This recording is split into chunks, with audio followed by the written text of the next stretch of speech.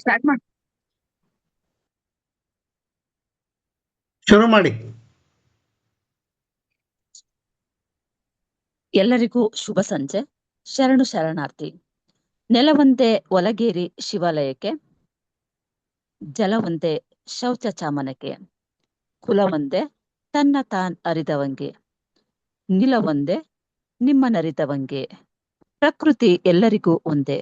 ಪಂಚಭೂತಗಳಿಂದ ಆವೃತವಾಗಿರುವ ಸಮಸ್ತ ಪರಿಸರದಲ್ಲಿ ಮಾನವ ಒಂದು ಜೀವಿ ಎಂಬ ಸತ್ಯವನ್ನ ತಿಳಿಸಿದ ವಿಶ್ವ ಮಾನವ ಬಸವಣ್ಣನವರನ್ನ ಈ ಸಂದರ್ಭದಲ್ಲಿ ಸ್ಮರಿಸುತ್ತಾ, ಶ್ರಾವಣ ಮಾಸದ ಶರಣಯಾನ ಅಂತಾರಾಷ್ಟ್ರೀಯ ಸರ್ಟಿಫಿಕೇಟ್ ಕೋರ್ಸ್ ಆನ್ಲೈನ್ ವಿಚಾರ ಮಂಥನ ಜಗದಗಲ ಮಂಟಪ ಜ್ಞಾನ ದಾಸೋಹ ಸಂಚಿಕೆ 814 ದಿನ 16 ಈ ಕಾರ್ಯಕ್ರಮದಕ್ಕೆ RBANMS ಪ್ರಥಮ ದರ್ಜೆ ಕಾಲೇಜು ಬೆಂಗಳೂರು, ಬಸವೇಶ್ವರ ವಾಣಿಜ್ಯ ಮತ್ತು ವಿಜ್ಞಾನ college Rajajinagar, Basava Balaga Muscat, Nagarjuna college of management studies Chikkaballapur, Siddhamangala Seva trust Bengaluru, Vachana Sahitya Mandara foundation Tumakuru, Pratham international school Bengaluru ಈ 7 ಸಂಸ್ಥೆಗಳ ಮುಖ್ಯಸ್ಥರಿಗೆ ಸಹಯೋಗವನ್ನ ಕೊಟ್ಟಿದ್ದಕ್ಕೆ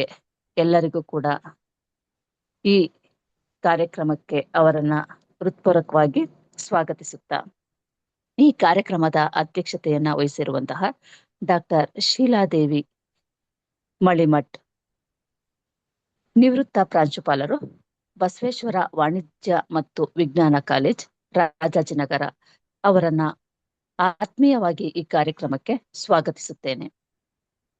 ವಚನ ಸಾಹಿತ್ಯ ಮಂದಾರ ಫೌಂಡೇಶನ್ ಮುಖ್ಯಸ್ಥರಾದಂತಹ ಡಾಕ್ಟರ್ ವಿಜಯ್ ಕುಮಾರ್ ಕಮ್ಮಾರ ಸರ್ ಅವರಿಗೂ ಈ ಕಾರ್ಯಕ್ರಮಕ್ಕೆ ಆತ್ಮೀಯವಾದಂತಹ ಸ್ವಾಗತವನ್ನ ಬಯಸುತ್ತೇನೆ. ಈ ಕಾರ್ಯಕ್ರಮಕ್ಕೆ ಆಗಮಿಸಿರುವಂತಹ ಅಧ್ಯಾಪಕ ಮಿತ್ರರು, ಸಂಶೋಧನಾ ವಿದ್ಯಾರ್ಥಿಗಳು, ಶರಣರು ಎಲ್ಲರಿಗೂ ಈ ಕಾರ್ಯಕ್ರಮಕ್ಕೆ ಆತ್ಮೀಯವಾಗಿ ಸ್ವಾಗತಿಸುತ್ತೇನೆ. ಈ ಕಾರ್ಯಕ್ರಮದ ಸಂಯೋಜಕರಾಗಿರುವಂತಹ ಡಾಕ್ಟರ್ ಶಪಾನ, ಶ್ರೀ ಗಿರೀಶ್ ಇವರಿಗೂ ಆತ್ಮೀಯವಾಗಿ ಇಂದಿನ ಕಾರ್ಯಕ್ರಮಕ್ಕೆ ಸ್ವಾಗತಿಸುತ್ತೇನೆ.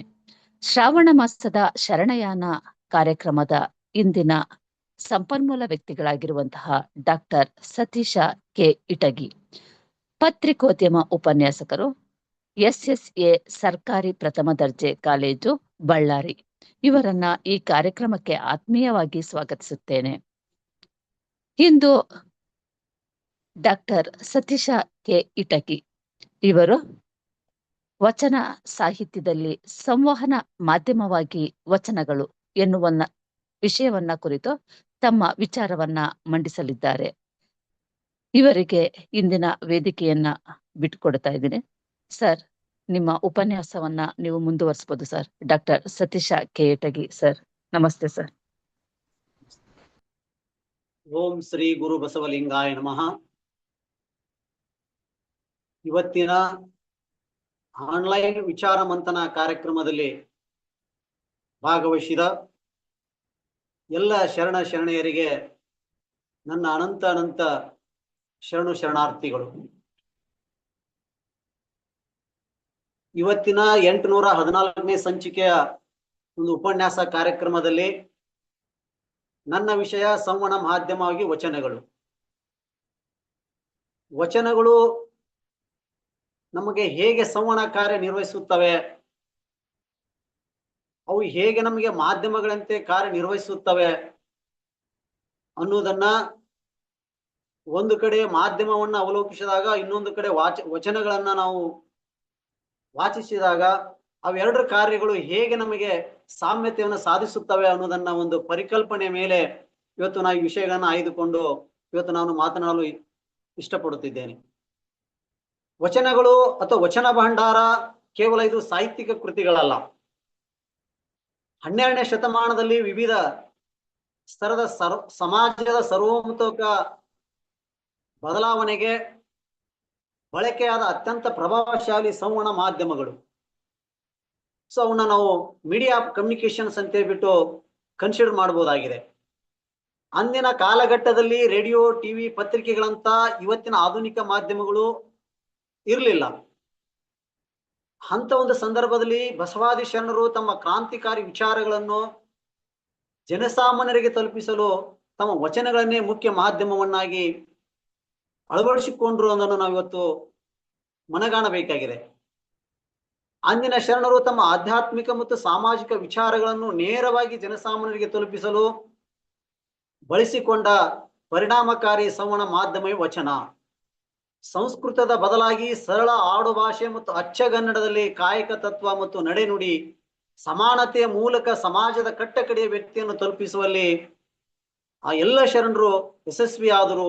ಅದಕ್ಕೆ ಮೂಲ ಪ್ರೇರಣೆ ಆಗಿದ್ದೆ ವಚನ ಸಂವಹನ ಅನ್ನೋದನ್ನು ನಾವು ಇವತ್ತು ಮರೆಯಬಾರದು. ಅಂದಿನ ಅನುಭವ ಮಂಟಪ ಇಂದಿನ ಸಂಸತ್ ಮಾದರಿಯಾಗಿತ್ತು. ಚರ್ಚಾ ವೇದಿಕೆಯಂತೆ ಕೆಲಸ ಮಾಡುತ್ತಿತ್ತು.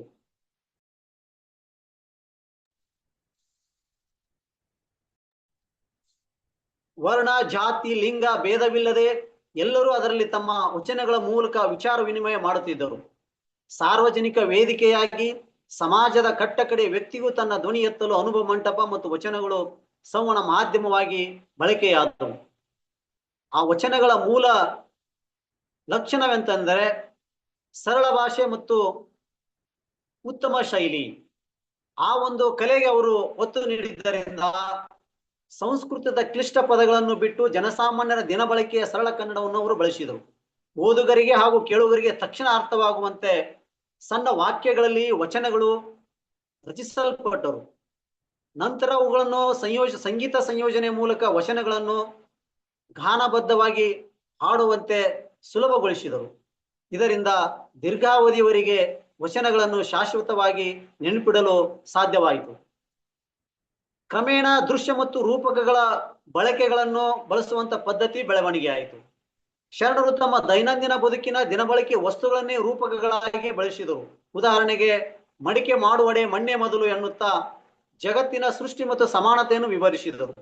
ಹಾಗೂ ಕಣ್ಣಿಗೆ ಕಟ್ಟುವಂತ ಉದಾಹರಣೆಗಳ ಮೂಲಕ, ದೃಷ್ಟಾಂತಗಳ ಮೂಲಕ ಗಹನವಾದ ತತ್ವಗಳನ್ನು ತಮ್ಮ ವಚನಗಳ ಮೂಲಕ ಹಂಚಿಕೊಂಡರು. ಆ ವಚನಗಳು ಕ್ರಮೇಣ ದ್ವಿಮುಖ ಸಂವಹನ, ನಾವೇನು 2 ವೇ ಕಮ್ಯುನಿಕೇಶನ್ ಅಂತಿದ್ದೀವಿ, ಆ ನೀತಿಯನ್ನು ಪಾಲಿಸಿದ್ರ ಪರಿಣಾಮವಾಗಿ ವಚನಗಳು ಕೇವಲ ಉಪದೇಶಗಳಾಗಿರಲಿಲ್ಲ, ಮೂಢನಂಬಿಕೆ ಮತ್ತು ಅಂಧಶ್ರದ್ಧೆಗಳನ್ನ, ಶೋಷಣ ನೀತಿಯನ್ನ ನೇರವಾಗಿ ಪ್ರಶ್ನಿಸುವ ಸಂವಹನ ಶೈಲಿಯನ್ನು ಸೃಷ್ಟಿಸಿಕೊಂಡವು. ಶರಣರು ಯಾವುದನ್ನು ವ್ಯಕ್ತಪಡಿಸುತ್ತಿದ್ದರೋ ಅದನ್ನೇ ತಮ್ಮ ಸ್ವತಃವಾಗಿ ಮಾಡಿದ್ದು ತೋರಿಸುತ್ತಿದ್ದರು. ಅದನ್ನೇ ನಾವು ಕಮ್ಯುನಿಕೇಶನ್ ಅಲ್ಲಿ ಫೀಡ್ಬ್ಯಾಕ್ ಅಂಡ್ ಇಂಪ್ಲಿಮೆಂಟೇಷನ್ಸ್ ಅಂತ ಹೇಳ್ತಾ ಇದ್ದೀವಿ. ಆ ಸೂತ್ರವನ್ನು ಅವರು ಯಶಸ್ವಿಯಾಗಿ ಅನುಸರಿಸಿದ್ದರಿಂದ ಸಂವಹನ ಮಾಧ್ಯಮವನ್ನು ನಾವು ವಚನಗಳನ್ನು ಯಶಸ್ವಿ ಸಂವಹನ ಮಾಧ್ಯಮ ಎಂದು ಹೇಳಬಹುದಾಗಿದೆ. ಹಾಗಾದ್ರೆ ಸಂವಹನ ಅಂದರೆ ಏನು ಅಂತಂದ್ರೆ, ಸಂವಹನ ಅಂದರೆ ಒಂದು ಮೂಲದಿಂದ ಇನ್ನೊಂದು ಮೂಲಕ್ಕೆ ಅಥವಾ ಒಂದು ವ್ಯಕ್ತಿಯಿಂದ ವ್ಯಕ್ತಿಗೆ, ಸಮೂಹದಿಂದ ಸಮೂಹಕ್ಕೆ ಮಾಹಿತಿ, ತಿಳುವಳಿಕೆ, ಆಲೋಚನೆಗಳನ್ನ ಅಥವಾ ನಮ್ಮ ಭಾವನೆಗಳನ್ನು ಪರಸ್ಪರ ವಿನಿಮಯಗೊಳಿಸುವ ಒಂದು ಪ್ರಕ್ರಿಯೆಗೆ ಸಂವಹನ ಎಂದು ಹೇಳಲಾಗುತ್ತದೆ. ಅದನ್ನೇ ಇಂಗ್ಲಿಷ್ ನಲ್ಲಿ ನಾವು ಕಮ್ಯುನಿಕೇಶನ್ ಎಂದು ಹೇಳ್ತಿದ್ವಿ. ಈ ಕಾರ್ಯ ವಚನದಿಂದ ಮತ್ತು ಬಸವಾದಿ ಶರಣರಿಂದ ನಡೆಯಲ್ಪಡುತ್ತದೆ ಅನ್ನೋದನ್ನ ನಮ್ಗೆಲ್ಲರಿಗೂ ಗೊತ್ತಿದೆ. ಅದು ಸಂವಹನ ಕಾರ್ಯ ಮಾತು ಇರಬಹುದು, ಬರವಣಿಗೆ ಇರಬಹುದು, ಗುರುತು ಚಿಹ್ನೆಗಳ ಮೂಲಕ ಇರಬಹುದು. ಅವೆಲ್ಲವೂ ಪರಸ್ಪರ ಅರಿವು ಮತ್ತು ಜಾಗೃತಿ ಮೂಡಿಸುವ ಸಾಧನಗಳಾಗಿರುತ್ತವೆ ಅನ್ನೋದನ್ನ ನಾವು ಸಂವಹನದಲ್ಲಿ ತಿಳ್ಕೊಂಡಿದ್ದೀವಿ. ಸಾಮಾನ್ಯವಾಗಿ ನಾವು ವಚನ ಸಂವಹನಕ್ಕೆ ಹೋಲಿಸಿದಾಗ ಸಂವಹನವನ್ನು 3 ವಿಧಗಳನ್ನಾಗಿ ನಾವು ವಿಂಗಡಿಸುತ್ತೇವೆ. ಅವು ಯಾವುವು ಅಂತಂದ್ರೆ, ಮಾತು ಮತ್ತು ಧ್ವನಿಯ ಮೂಲಕ ವಿಚಾರಗಳನ್ನ ಹಂಚಿಕೊಳ್ಳುವುದು ಮೌಖಿಕ ಸಂವಹನ, ಅದಕ್ಕೆ ನಾವು ವರ್ಬಲ್ ಕಮ್ಯುನಿಕೇಶನ್ ಅಂತ ಹೇಳ್ತಿದ್ದೀವಿ. ಮತ್ತು ಮುಖಭಾವ, ದೇಹ ಭಾಷೆ ಮತ್ತು ಚಿಹ್ನೆ ಗುರುತುಗಳ ಮೂಲಕ ನಮ್ಮ ಆಲೋಚನೆಯನ್ನು ಹಂಚಿಕೊಳ್ಳುವುದಕ್ಕೆ, ವಿನಿಮಯಗೊಳಿಸಿಕೊಳ್ಳುವುದಕ್ಕೆ ನಾವು ಅಮೌಖಿಕ ಸಂವಹನ ಹೇಳ್ತಿದ್ದೀವಿ. ಅದಕ್ಕೆ ನಾವು ನಾನ್ ವರ್ಬಲ್ ಕಮ್ಯುನಿಕೇಶನ್ ಅಂತ ಹೇಳ್ತಿದ್ದೀವಿ. ಇನ್ನು ರಿಟರ್ನ್ ಕಮ್ಯುನಿಕೇಶನ್ ಅಂತ ಬರುತ್ತೆ. ಅದು ಯಾವುದಂತಂದ್ರೆ ಬರವಣಿಗೆ ಮೂಲಕ ಮಾಹಿತಿ ತಲುಪಿಸುವ ಒಂದು ಕಾರ್ಯ. ಈ ರೀತಿಯಾದಂತ ತ್ರಿವಿಧ ಸಂವಹನಗಳನ್ನು ಬಸವಾದಿ ಶರಣರು ತಮ್ಮ ಅನುಭವ ಮಂಟಪದ ಒಳಗೆ ಮತ್ತು ಹೊರಗೆ ಅನ್ವಯಿಸಿಕೊಂಡಿದ್ದರು. ಅದಕ್ಕೆ ಏನಂತಂದ್ರೆ ವಚನ ಸಂವಹನಕ್ಕೆ ಅವರು ಭದ್ರ ಬುನಾದಿ ಹಾಕಿದ್ರು ಅನ್ನೋದನ್ನ ನಾವು ಇವತ್ತು ನಿರ್ಣಯಿಸಬೇಕಿದೆ. ನಮಗೆಲ್ಲ ಗೊತ್ತಿದೆ, ಒಬ್ಬ ಗ್ರೀಕ್ ದೇಶದ ಪ್ರಖ್ಯಾತ ತತ್ವಜ್ಞಾನಿ ಆದಂತ ಅರಿಸ್ಟಾಟಲ್ ಅವ್ರೇನ್ ಹೇಳಿದ್ರು, ಬಸವ ಪೂರ್ವ ಯುಗದಲ್ಲಿ ಅವರೊಂದು ಸಂವಹನ ಮಾದರಿಯನ್ನ ಸೃಷ್ಟಿಸಿದರು. ಒಬ್ಬ ತತ್ವಜ್ಞಾನಿಯಾಗಿ ನಾವು ಏನಾದ್ರೂ ಒಂದು ಸಂವಹನ ಕಾರ್ಯವನ್ನು ನಿರ್ವಹಿಸಬೇಕಾಗಿದ್ರೆ ಅಲ್ಲಿ ಮೂಲಭೂತವಾಗಿ 3 ಮೂಲಾಂಶಗಳಿದ್ದರೆ ಸಾಕು ಅಂತ ಹೇಳ್ತಿದ್ದಾರೆ. ಅಂದ್ರೆ ಸ್ಪೀಕರ್, ಸ್ಪೀಚ್ ಮತ್ತು ಲಿಸ್ನರ್ ಅಂತ. ಅಂದ್ರೆ ಭಾಷಣಕಾರ, ಭಾಷಣ ಕ್ರಿಯೆ ಮತ್ತು ಕೇಳುಗರು ಅಂತ. ಈ 3ಗಳನ್ನ ಇಟ್ಟುಕೊಂಡು ನಾವು ಏನಂತಂದ್ರೆ ಯಾವುದೇ ವಿಧದ ಸಂವಹನ ಕಾರ್ಯ ನಿರ್ವಹಿಸಬಹುದು ಅನ್ನೋದನ್ನ ಅರಿಸ್ಟಾಟಲ್ ಅವರು ಪ್ರತಿಪಾದಿಸಿದರು. ಆ ಅರಿಸ್ಟಾಟಲ್ ಅವರು ಒಂದು ಸಂವಹನ ಮಾದರಿಯನ್ನು ಅನುಸರಿಸಿ ಸಾಕಷ್ಟು ಸಂವಹನದ ಘಟನಾವಳಿಗಳು ಬೆಳೆದು ಬಂದವು. ಉಪನ್ಯಾಸ ನೀಡುವುದನ್ನಾಗ್ಲಿ, ಕೀರ್ತನೆ ನೀಡುವುದನ್ನಾಗ್ಲಿ, ಪ್ರವಚನ ನೀಡುವುದನ್ನಾಗಿರ್ಲಿ, ಈ ರೀತಿಯಾಗಿ ಅದೇ ಮಾದರಿಯನ್ನು ನಾವು ನಮ್ಮ ಅನುಭವ ಮಂಟಪದ ಚರ್ಚಾಗೋಷ್ಠಿಗೆ, ಚರ್ಚಾ ವೇದಿಕೆಗೆ ಅನ್ವಯಿಸಿದರೆ ಶರಣರು ತಮ್ಮ ಅನುಭವವನ್ನು ಹಂಚಿಕೊಳ್ತಕ್ಕಂಥ ಒಂದು ಆ ಪದ್ಧತಿಯನ್ನು ಅನುಸರಿಸಿದರೆ, ಅರಿಸ್ಟಾಟಲ್ ಅವರ ಸಂವಹನ ಮಾದರಿಯನ್ನು ಅನುಸರಿಸಿ ಬಸವಾದಿ ಶರಣರು ಮತ್ತು ನಮ್ಮ ವಚನ ಸಾಹಿತ್ಯವು ಸಂಪೂರ್ಣವಾಗಿ ಸಂವಹನ ಒಂದು ಮಾದರಿಯ ಒಂದು ಸ್ವರೂಪ ಹೊಂದಿದೆ. ಅದೊಂದು ಸಂವಹನ ಮಾಧ್ಯಮದ ಒಂದು ಸ್ವರೂಪ ಹೊಂದಿದೆ ಅನ್ನೋದನ್ನ ನಾವು ಸ್ಪಷ್ಟವಾಗಿ ಇವತ್ತು ನಿರ್ಣಯಿಸಬಹುದಾಗಿದೆ. ಸಂವಹನ ಪದದ ಉತ್ಪತ್ತಿ ಹೇಗಾಯಿತು ಅಂತಂದ್ರೆ, ಸಂವಹನ ಇದು ಮೂಲತಃ ಸಂಸ್ಕೃತ ಭಾಷೆಯ ಎಂಬ ಪದದಿಂದ ಉತ್ಪತ್ತಿಯಾಗಿದೆ. ಹಾಗಂದರೆ ಚೆನ್ನಾಗಿ ಅಥವಾ ಒಟ್ಟಾಗಿ ಅರ್ಥ. ಅದರ ಜೊತೆಗೆ ಇನ್ನೊಂದು ವಾಹನ ಅಂತಂದ್ರೆ ಸಾಗಿಸುವುದು ಅಥವಾ ಹೊತ್ತೊಯ್ಯುವುದು ಅಂತ ಅರ್ಥ. ಹೀಗೆ ವಿಚಾರಗಳನ್ನು ಒಂದು ಕಡೆಯಿಂದ ಮತ್ತೊಂದು ಕಡೆಗೆ ಸಾಗಿಸುವುದೇ ಸಂವಹನ. ಅದನ್ನು ಆಂಗ್ಲ ಭಾಷೆಯಲ್ಲಿ ಕಮ್ಯುನಿಕೇಶನ್ ಎಂದು ಹೇಳುತ್ತೇವೆ. ಮೂಲತಃ ಕಮ್ಯುನಿಕೇಶನ್ ಎಂಬ ಪದ ಲ್ಯಾಟಿನ್ ಭಾಷೆಯ ಕಮ್ಯುನಿಕೇರ್ ಅಥವಾ ಕಮ್ಯುನಿಸ್ಟ್ ಎಂಬ ಪದದಿಂದ ಉತ್ಪತ್ತಿಯಾಗಿದೆ. ಕಮ್ಯುನಿಸ್ಟ್ ಅಂದರೆ ಸಾಮಾನ್ಯ ಅಥವಾ ಕಾಮನ್ನೆಸ್ ಅಂತ ಕರಿತಾ ಇದ್ವಿ. ಅದನ್ನೇ ಟು ಶೇರ್ ಟುಗೆದರ್ ಅಂತ ಕರಿತಾ ಇದ್ವಿ. ಅದನ್ನೇ ನಾವು ಪರಸ್ಪರ ಹಂಚಿಕೊಳ್ಳುವುದು ಅಂತ ಹೇಳ್ಬಿಟ್ಟು ಈ ರೀತಿ ಪದಗಳ ಒಂದು ಸಂಯೋಜನೆಯಿಂದ ಕಮ್ಯುನಿಕೇಶನ್ ಅಂತಕ್ಕಂಥ, ಸಂವಹನ ಅಂತಕ್ಕಂಥ ಪದವನ್ನ ಇವತ್ತು ನಾವು ಎಂತಂದ್ರೆ ಬೆಳವಣಿಗೆ ಆಗಿದ್ದ ನಾವು ಕಾಣಬಹುದಾಗಿದೆ. ಸೊ ಅದೇ ಸ್ವರೂಪವನ್ನು ಹಿಡ್ಕೊಂಡು ಇವತ್ತು ನಮಗೆ ವಚನ ಸಂವಹನ ಆ ರೀತಿ ವಿಚಾರಧಾರೆಗಳನ್ನ, ಆಲೋಚನೆಗಳನ್ನ ಹೊತ್ತುಕೊಂಡು ಇವತ್ತು ನಮಗೆ ಬದುಕಿನ ಮೌಲ್ಯಗಳನ್ನ ಹಂಚಿಕೊಳ್ಳುತ್ತದೆ ಅನ್ನೋದನ್ನ ಆ ಸಂವಹನದ ಸ್ವರೂಪವನ್ನು ಇವತ್ತು ನಾವು ತಿಳ್ಕೊಬಹುದಾಗಿದೆ. ಸೊ ಯಾರು ಸಂವಹನ ಕಾರ್ಯದಲ್ಲಿ ತೊಡಗಿರ್ತಿರ್ತಾರೆ, ಎಲ್ಲಿ ಕಮ್ಯುನಿಕೇಶನ್ ಕಾರ್ಯ ಚಟುವಟಿಕೆ ನಡೆಯುತ್ತೆ, ಅಲ್ಲಿ ಕೋಹಾರ್ಟ್ ಸಿಸ್ಟಮ್ ಅಲ್ಲಿ ಅಗತ್ಯತೆ ಇರುತ್ತೆ ಅಂತ ಅರ್ಥ. ಅಂದ್ರೆ ದೇರ್ ಇಸ್ ರಿಕ್ವೈರ್ಡ್ ಕೋಹಾರ್ಟ್ ಸಿಸ್ಟಮ್. ಅಂದ್ರೆ ಸಹೃದಯೀಕರಣ ಭಾವ ಅಲ್ಲಿ ಅತ್ಯಗತ್ಯವಾಗಿರುತ್ತದಂತೆ. ಸಹೃದಯೀಕರಣ ಅಂದ್ರೆ ಏನು ಅಂತಂದ್ರೆ, ಭಾವನೆಗಳನ್ನು ಸಾಧಾರಣೀಕರಣಗೊಳಿಸುವುದು ಮತ್ತು ಸಾಮಾನ್ಯೀಕರಣಗೊಳಿಸುವುದೇ ಸಹೃದಯೀಕರಣ ಆಗಿರುತ್ತೆ. ಪರಸ್ಪರ ಭಾವನೆಗಳನ್ನು ಎಲ್ಲರಿಗೂ ಸಾರ್ವತ್ರಿಕವಾಗಿ ಹಂಚಿಕೊಳ್ಳುವ ಅದೊಂದು ಪ್ರಕ್ರಿಯೆ. ವಚನಗಳನ್ನು ಗ್ರಹಿಸುವಾಗ ಸಹೃದಯ ಆದವನು ತನ್ನ ವೈಯಕ್ತಿಕ ಅಹಂಕಾರ, ಜಾತಿ, ಮತ, ದೇಶ ಮತ್ತು ಪ್ರತಿಷ್ಠೆಗಳನ್ನು ತೊರೆದು ಕಾಲದ ಇತಿಮಿತಿಗಳನ್ನು ಮರೆತು ನೈತಿಕ ಗುಣಗಳನ್ನು ಅಳವಡಿಸಿಕೊಳ್ಳಲು ಪ್ರಯತ್ನಿಸುತ್ತಾನೆ. ಅಂತ ವ್ಯಕ್ತಿಯನ್ನು ನಾವು ಸಹೃದಯ ಅಥವಾ ಸಹೃದಯಿ ಅಂತ ಹೇಳ್ಬಿಟ್ಟು ಕರೀಲಿಕ್ಕೆ ಸಾಧ್ಯವಾಗಿರ್ತದೆ. ವಚನಗಳನ್ನು ಓದುವವನು, ವಾಚಿಸುವವನು, ಆಲಿಸುವವನು, ಹಾಡುವವನು ಯಾವಾಗಲೂ ಸರ್ವಕಾಲಿಕ ಸಹೃದಯ ಆಗಿರುತ್ತಾನೆ. ಅವನು ಒಳ್ಳೆಯ ಹೃದಯ, ಭಾವ ಮತ್ತು ಮನಸ್ಸನ್ನು ಹೊಂದಿರುತ್ತಾನೆ. ಹೀಗಾಗಿ ಅವನಲ್ಲಿ ಲೌಕಿಕ ಪ್ರಪಂಚದ ಚಿಂತನೆಗಳು ಮರೆಯಾಗಿ ಅಲೌಕಿಕದ ಆತ್ಮಾನಂದ ಲಭಿಸುತ್ತದೆ. ಅದಕ್ಕೇನೆ ನಾವು ಸಹೃದಯೀಕರಣ ಭಾವ, ಸಹೃದಯೀಕರಣ ಕಾರ್ಯ ಅಂತ ಹೇಳ್ಬಿಡ್ತಿದ್ದೀವಿ.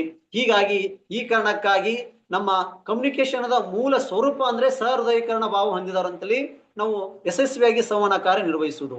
ಸೊ ವಚನಗಳನ್ನ ಯಾರು ಓದ್ತಿದ್ದಾರೆ, ಯಾರು ಗ್ರಹಿಸ್ತಿದ್ದಾರೆ, ಯಾರು ಬದುಕಿನಲ್ಲಿ ಅಳವಡಿಸಿಕೊಂಡಿದ್ದಾರೆ, ವಚನ ಸಂವಹನ ಕಾರ್ಯಕ್ಕೆ ಯಾರು ಅಡಾಪ್ಟ್ ಆಗಿದ್ದಾರೆ, ಅವರೆಲ್ಲರೂ ಸಹೃದಯೀಕರಣ ಕಾರ್ಯದಲ್ಲಿ ಅಳವಡಿಸಿಕೊಂಡವರು ಅನ್ನೋದನ್ನ ನಾವು ಸ್ಪಷ್ಟವಾಗಿ ಇವತ್ತು ನಾವು ಹೇಳ್ಬೋದಾಗಿದೆ. ಸೊ ಹೀಗಾಗಿ ಯಾರು ಸಂವಹನ ಕಾರ್ಯದಲ್ಲಿ ತೊಡಗಿದ್ದಾರೆ, ಸಂವಹನ ಕಾರ್ಯವನ್ನು ಯಶಸ್ವಿಯಾಗಿ ನಿರ್ವಹಿಸುತ್ತಿದ್ದಾರೆ, ಅವ್ರು ನಾವು ಸಂವಹನ ತಜ್ಞರು ಅಂತ ಹೇಳ್ತಾ ಇದ್ದೀವಿ. ಅಂದ್ರೆ ಕಮ್ಯುನಿಕೇಶನ್ ಎಕ್ಸ್ಪರ್ಟ್ಸ್ ಅಥವಾ ಸ್ಪೆಷಾಲಿಸ್ಟ್. ವ್ಯಕ್ತಿ ಅಥವಾ ಸಂಸ್ಥೆಯಾಗಿ ಜನಸಾಮಾನ್ಯರಿಗೆ ಪರಿಣಾಮಕಾರಿಯಾಗಿ ಸಂದೇಶಗಳನ್ನು ರೂಪಿಸಿ ಸೂಕ್ತ ಮಾಧ್ಯಮದ ಮೂಲಕ ಜನರಿಗೆ ತಲುಪಿಸುವ ಒಂದು ಕಾರ್ಯ ಯಾರು ಮಾಡ್ತಿರ್ತಾರೆ ಅಂತವ್ರು ನಾವು ಸಂವಹನ ತಜ್ಞರು ಅಂತ ಕರಿತಾ ಇದೀವಿ. ಅದರಂತೆ 12ನೇ ಶತಮಾನದಲ್ಲಿ ವಚನಕಾರರು ತಮ್ಮ ಅನುಭವ ಮಂಟಪದ ಮೂಲಕ ವಚನಗಳನ್ನು ರಚಿಸಿ ಸಾರ್ವಕಾಲಿಕವಾಗಿ ಮಾನವೀಯ ಮೌಲ್ಯಗಳನ್ನು ತಲುಪಿಸುವ ಕಾರ್ಯ ಜರುಗಿಸಿದರು. ಹಾಗಾಗಿ ನಮ್ಮ ಬಸವಾದಿ ಶರಣರನ್ನು, ವಚನಕಾರರನ್ನು ನಾವು ಏನಪ್ಪಾ ಅಂತಂದ್ರೆ ಕಾಲಾಂತರವಾಗಿ ಅವರನ್ನ ಯಶಸ್ವಿ ಸಂವಹನ ತಜ್ಞರೆಂದು ಹೇಳಲಿಕ್ಕೆ ಸಾಧ್ಯತೆ ಇದೆ. ಸಂವಹನ ತಜ್ಞರ ಪ್ರಮುಖ ಕೌಶಲ್ಯಗಳಂದ್ರೆ ಯಾವುವು ಅಂತಂದ್ರೆ, ಸಹೃದಯದಿಂದ ಆಲಿಸುವಿಕೆ, ಅದನ್ನೇ ಕರಿತೀವಿ ಅಂದ್ರೆ ಆಕ್ಟಿವ್ ಲಿಸ್ನಿಂಗ್ ಅಂತ ಕರಿತಾ ಇದ್ದೀವಿ. ಅದರ ಜೊತೆಗೆ ಸಂದರ್ಭಕ್ಕೆ ತಕ್ಕ ಭಾಷೆಯನ್ನು ಬಳಸುವುದು, ಭಾವನಾತ್ಮಕ ಬುದ್ಧಿವಂತಿಕೆಯನ್ನ ಪಾಲಿಸುವುದು, ಅಂದ್ರೆ ಎಮೋಷನಲ್ ಇಂಟೆಲಿಜೆನ್ಸ್ ಅಂತ ಕರಿತಾ ಇದ್ದೀವಿ, ಅವುಗಳನ್ನೆಲ್ಲ ಬಳಸುವುದು. ಸೊ ಈ ರೀತಿಯಾದಂತ ಪ್ರಮುಖ ಗುಣಲಕ್ಷಣಗಳನ್ನು ಯಾರು ಹೊಂದಿರುತ್ತಾರೆ ಅವ್ರು ನಾವು ಸಾಮಾನ್ಯವಾಗಿ ಸಂವಹನ ತಜ್ಞರು ಅಂತ ಹೇಳ್ತಾ ಇದ್ದೀವಿ. ಇಂಥ ಕಾರ್ಯಗಳನ್ನು, ಇಂಥ ಗುಣಲಕ್ಷಣಗಳನ್ನು ಶರಣರು ತಮ್ಮ ವಚನ ಮೂಲಕ ನಿರ್ವಹಿಸಿದ್ದನ್ನು ನಾವು ಕಾಣ್ತಿದ್ವಿ. ಹೀಗಾಗಿ ಅವರನ್ನು ನಾವು ಯಶಸ್ವಿ ಸಂವಹನಕಾರರೆಂದು ನಾವಿವತ್ತು ಯಾವುದೇ ನಿರ್ಭಿಡೆಯಿಂದ ಹೇಳಬಹುದಾಗಿದೆ. ಹಾಗಾದ್ರೆ ಮಾಧ್ಯಮ ಅಂದ್ರೆ ಏನು? ಮಾಧ್ಯಮ ಅಂದ್ರೆ ಮಾಹಿತಿಯನ್ನು, ಸಂದೇಶಗಳನ್ನು ಅಥವಾ ವಿಚಾರಗಳನ್ನು ಒಬ್ಬರಿಂದ ಮತ್ತೊಬ್ಬರಿಗೆ ತಲುಪಿಸುವ ಬಳಸಲ್ಪಡುವ ಒಂದು ಸಂಪರ್ಕ ಸಾಧನ. ಸಂವಹನ ಪ್ರಕ್ರಿಯೆಯಲ್ಲಿ ಸಂದೇಶವನ್ನು ಸಾಗಿಸುವ ವಾಹಕವೇ ಒಂದು ಮಾಧ್ಯಮವಾಗಿರುತ್ತೆ. ಕನ್ನಡದ ಮಾಧ್ಯಮ ಎಂಬ ಪದ ಸಂಸ್ಕೃತದ ಮಧ್ಯ, ಮಿಡ್ಲ್, ಸೆಂಟರ್ ಎಂಬ ಮೂಲ ಪದದಿಂದ ಉತ್ಪತ್ತಿಯಾಗಿದೆ. ಮಧ್ಯದಲ್ಲಿರುವ ಅಥವಾ ನಡುವೆ ಇರುವ ಸಾಧನವೇ ಮಾಧ್ಯಮ. ಸಂವಹನ ಕ್ರಿಯೆಯಲ್ಲಿ ಸಂದೇಶ ಕಳುಹಿಸುವವರು ನಾವೇನು ಸೆಂಡರ್ ಅಂತ ಕರಿತಾ ಇದ್ದೀವಿ, ಸ್ವೀಕರಿಸುವವರು ರಿಸೀವರ್ಸ್ ಅಂತ ಏನ್ ಕರಿತಾ ಇದ್ದೀವಿ, ಅವರಿಬ್ಬರ ಮಧ್ಯೆ ನಿಂತು ಕೆಲಸ ಮಾಡುವುದಕ್ಕೆ ಒಂದು ಸಾಧನಕ್ಕೆ ನಾವೇನ್ ಕರಿತೀವಿ ಅಂದ್ರೆ ಮಾಧ್ಯಮ ಅಂತ ಹೇಳ್ತಿದೀವಿ. ಅದನ್ನೇ ಮೀಡಿಯಾ ಅಂತ ನಾವು ಕರಿತಾ ಇದ್ದೀವಿ. ಹಾಗೆ ಆಂಗ್ಲ ಭಾಷೆಯಲ್ಲಿ ಮೀಡಿಯಾ ಎಂಬ ಪದವು ಲ್ಯಾಟಿನ್ ಭಾಷೆಯಿಂದ ಬಂದಿದ್ದು. ಆ ಭಾಷೆಯಲ್ಲಿ ಏನು ಕರಿತೀವಿ, ಮೀಡಿಯಂ ಎಂದರೆ ಮಧ್ಯದ ಒಂದು ಸ್ಥಿತಿ ಅಥವಾ ನಡುವಿನ ದಾರಿ ಅಂತ ಹೇಳ್ತಾ ಇದ್ದೀವಿ. ಸೊ ಆ ಕಾರ್ಯವನ್ನು ಮಾಡುವ ಒಂದು ವಾಹಕಕ್ಕೆ ಏನ್ ಕರಿತೀವಿ ಅಂದ್ರೆ ಅದಕ್ಕೆ ನಾವು ಸಂವಹನ ಮಾಧ್ಯಮ ಅಂತ ಹೇಳ್ತಾ ಇದ್ವಿ. ಎರಡು ವ್ಯಕ್ತಿಗಳು ಅಥವಾ ವಿಷಯಗಳ ನಡುವೆ ಕೊಂಡಿಯಾಗಿ ಸಂಪರ್ಕ ಸೇತುವೆಗೆ ಕೆಲಸ ಮಾಡುವ ಸಾಧನವನ್ನೇ ಭಾಷಾಶಾಸ್ತ್ರದ ಪ್ರಕಾರ ಮಾಧ್ಯಮ ಎಂದು ಹೇಳಲಾಗುತ್ತದೆ.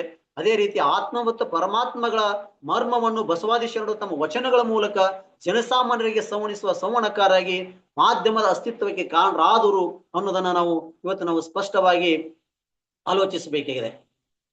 ಹಾಗಾದ್ರೆ ಸಂವಹನ ಮಾಧ್ಯಮವಾಗಿ ವಚನಗಳು ಹೇಗೆ ಕಾರ್ಯನಿರ್ವಹಿಸುತ್ತವೆ? ವಚನಗಳು ಆಧುನಿಕ ಸಂವಹನ ಮಾಧ್ಯಮದಂತೆ ಅಂದ್ರೆ one type of mass media type ಎಲ್ಲ ಪ್ರಮುಖ ಕಾರ್ಯಗಳನ್ನು 12ನೇ ಶತಮಾನದಿಂದಲೂ ಯಶಸ್ವಿಯಾಗಿ ನಿರ್ವಹಿಸುತ್ತಾ ಬಂದಿವೆ. ಸಮಾಜಶಾಸ್ತ್ರ ಮತ್ತು ಸಂವಹನ ವಿಜ್ಞಾನದ ಪ್ರಕಾರ ಒಂದು ಮಾಧ್ಯಮ ಮುಖ್ಯ ಕಾರ್ಯಗಳನ್ನು ವಚನಗಳು ಹೇಗೆ ಸಾಕಾರಗೊಳಿಸಿದವು ಎಂದರೆ, ಪುರಾತನ ಕಾಲದಿಂದಲೂ ಸಮಾಜದಲ್ಲಿದ್ದ ಧಾರ್ಮಿಕ ಶೋಷಣೆ, ಅಸಮಾನತೆ, ಮೂಢನಂಬಿಕೆಗಳು ನೈಜ ಚಿತ್ರಣವನ್ನು ವಚನಗಳ ಮೂಲಕ ಜನರಿಗೆ ತಲುಪಿಸಿದವು. ಅಂದಿನ ರಾಜಪ್ರಭುತ್ವ ಮತ್ತು ಪುರೋಹಿತ ಶಾಹಿತ್ಯಗಳ ನಡವಳಿಕೆಯನ್ನು ಖಂಡಿಸಿ ವಚನಗಳ ಮೂಲಕ ಸಮಾಜಕ್ಕೆ ವರದಿ ಮಾಡಿದವು. ಅದರ ಜೊತೆಗೆ ಏನಪ್ಪಾ ಅಂತಂದ್ರೆ ಜನರಿಗೆ ನೈತಿಕತೆ, ಜೀವನ ಮೌಲ್ಯಗಳು ಮತ್ತು ಹಕ್ಕುಗಳ ಬಗ್ಗೆ ಶಿಕ್ಷೆ ನೀಡುವುದು ಮಾಧ್ಯಮದ ಜವಾಬ್ದಾರಿ ಆಗಿರುತ್ತು.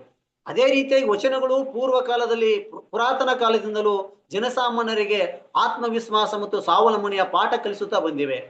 ಕಾಯಕವೇ ಕೈಲಾಸ, ದಾಸೋಹ ಎಂಬ ತತ್ವಗಳ ಮೂಲಕ ಜಾಗೃತಿ ಮೂಡಿಸುತ್ತವೆ. ಅಕ್ಷರ ಜ್ಞಾನವಿಲ್ಲದವರಿಗೂ ಬದುಕಿನ ಪರಮ ಸತ್ಯಗಳನ್ನು ಸರಳ ಭಾಷೆಯಲ್ಲಿ ಮನನ ಮಾಡಿಸುತ್ತೇವೆ. ಹೀಗಾಗಿ ನಾವು ವಚನಗಳನ್ನ ಯಶಸ್ವಿ ಸಂವಹನ ಮಾಧ್ಯಮ ಅಂತ ಬಿಟ್ಟು ಪರಿಗಣಿಸಬಹುದಾಗಿದೆ. ವಿವಿಧ ವರ್ಗದ ಜನರನ್ನು ಒಂದುಗೂಡಿಸಿ ಸಮಾಜದಲ್ಲಿ ಒಗ್ಗಟ್ಟು ಮತ್ತು ಸಮಾನತೆ ಮೂಡಿಸುವುದು ಮಾಧ್ಯಮದ ಕಾರ್ಯವಾಗಿರುತ್ತೆ. ಹಾಗೆ ಜಾತಿ, ಲಿಂಗ, ವರ್ಗದ ಭೇದಗಳಿಲ್ಲದೆ ಎಲ್ಲರನ್ನು ಒಂದೇ ವೇದಿಕೆಗೆ ಅನುಭವ ಮಂಟಪಕ್ಕೆ ತರುವಲ್ಲಿ ವಚನಗಳು ಪ್ರಮುಖ ಸಂವಹನದ ಸಾಧನಗಳಾದವು. ಉದಾಹರಣೆಗೆ ಮಾದಾರ ಚೆನ್ನಯ್ಯನವರಾಗಿರ್ಲಿ, ಹರಳಯ್ಯನವರಾಗಿರ್ಲಿ, ಮಡಿವಾಳ ಮಾಚಿದೇವರಾಗಿರ್ಲಿ, ಸೂಳೆ ಸಖ್ಯವಾಗಿರ್ಲಿ ಹಾಗೂ ಅಕ್ಕಮಾದೇವಿ, ವೈರಾಗಿನಿ ಅಕ್ಕಮಾದೇವಿ ಅಂತ ವಿಭಿನ್ನ ಹಿನ್ನೆಲೆಯ ಶರಣರು ತಮ್ಮ ಧ್ವನಿಗಳನ್ನು ವಚನಗಳ ಮೂಲಕ ಸಮಾಜದ ಮುಖ್ಯವಾಹಿನಿಗೆ ತಂದರು. ಇವೆಲ್ಲ ನಮ್ಮ ಸಂವಹನ ಮಾಧ್ಯಮದ ಮೂಲ ಸ್ವರೂಪ ಅಂತ ಹೇಳ್ಬಿಟ್ಟು ಪರಿಗಣಿಸಬಹುದಾಗಿದೆ. ಮಾಧ್ಯಮವು ಸಂಸ್ಕೃತಿಯನ್ನು ಒಂದು ಪೀಳಿಗೆಯಿಂದ ಇನ್ನೊಂದು ಪೀಳಿಗೆಗೆ ಸಂಪೋಷಿಸುವ ಒಂದು ಸಾಧನವಿದ್ದಂತೆ ವಚನಗಳು ಸಹ ಹಾಗೆ.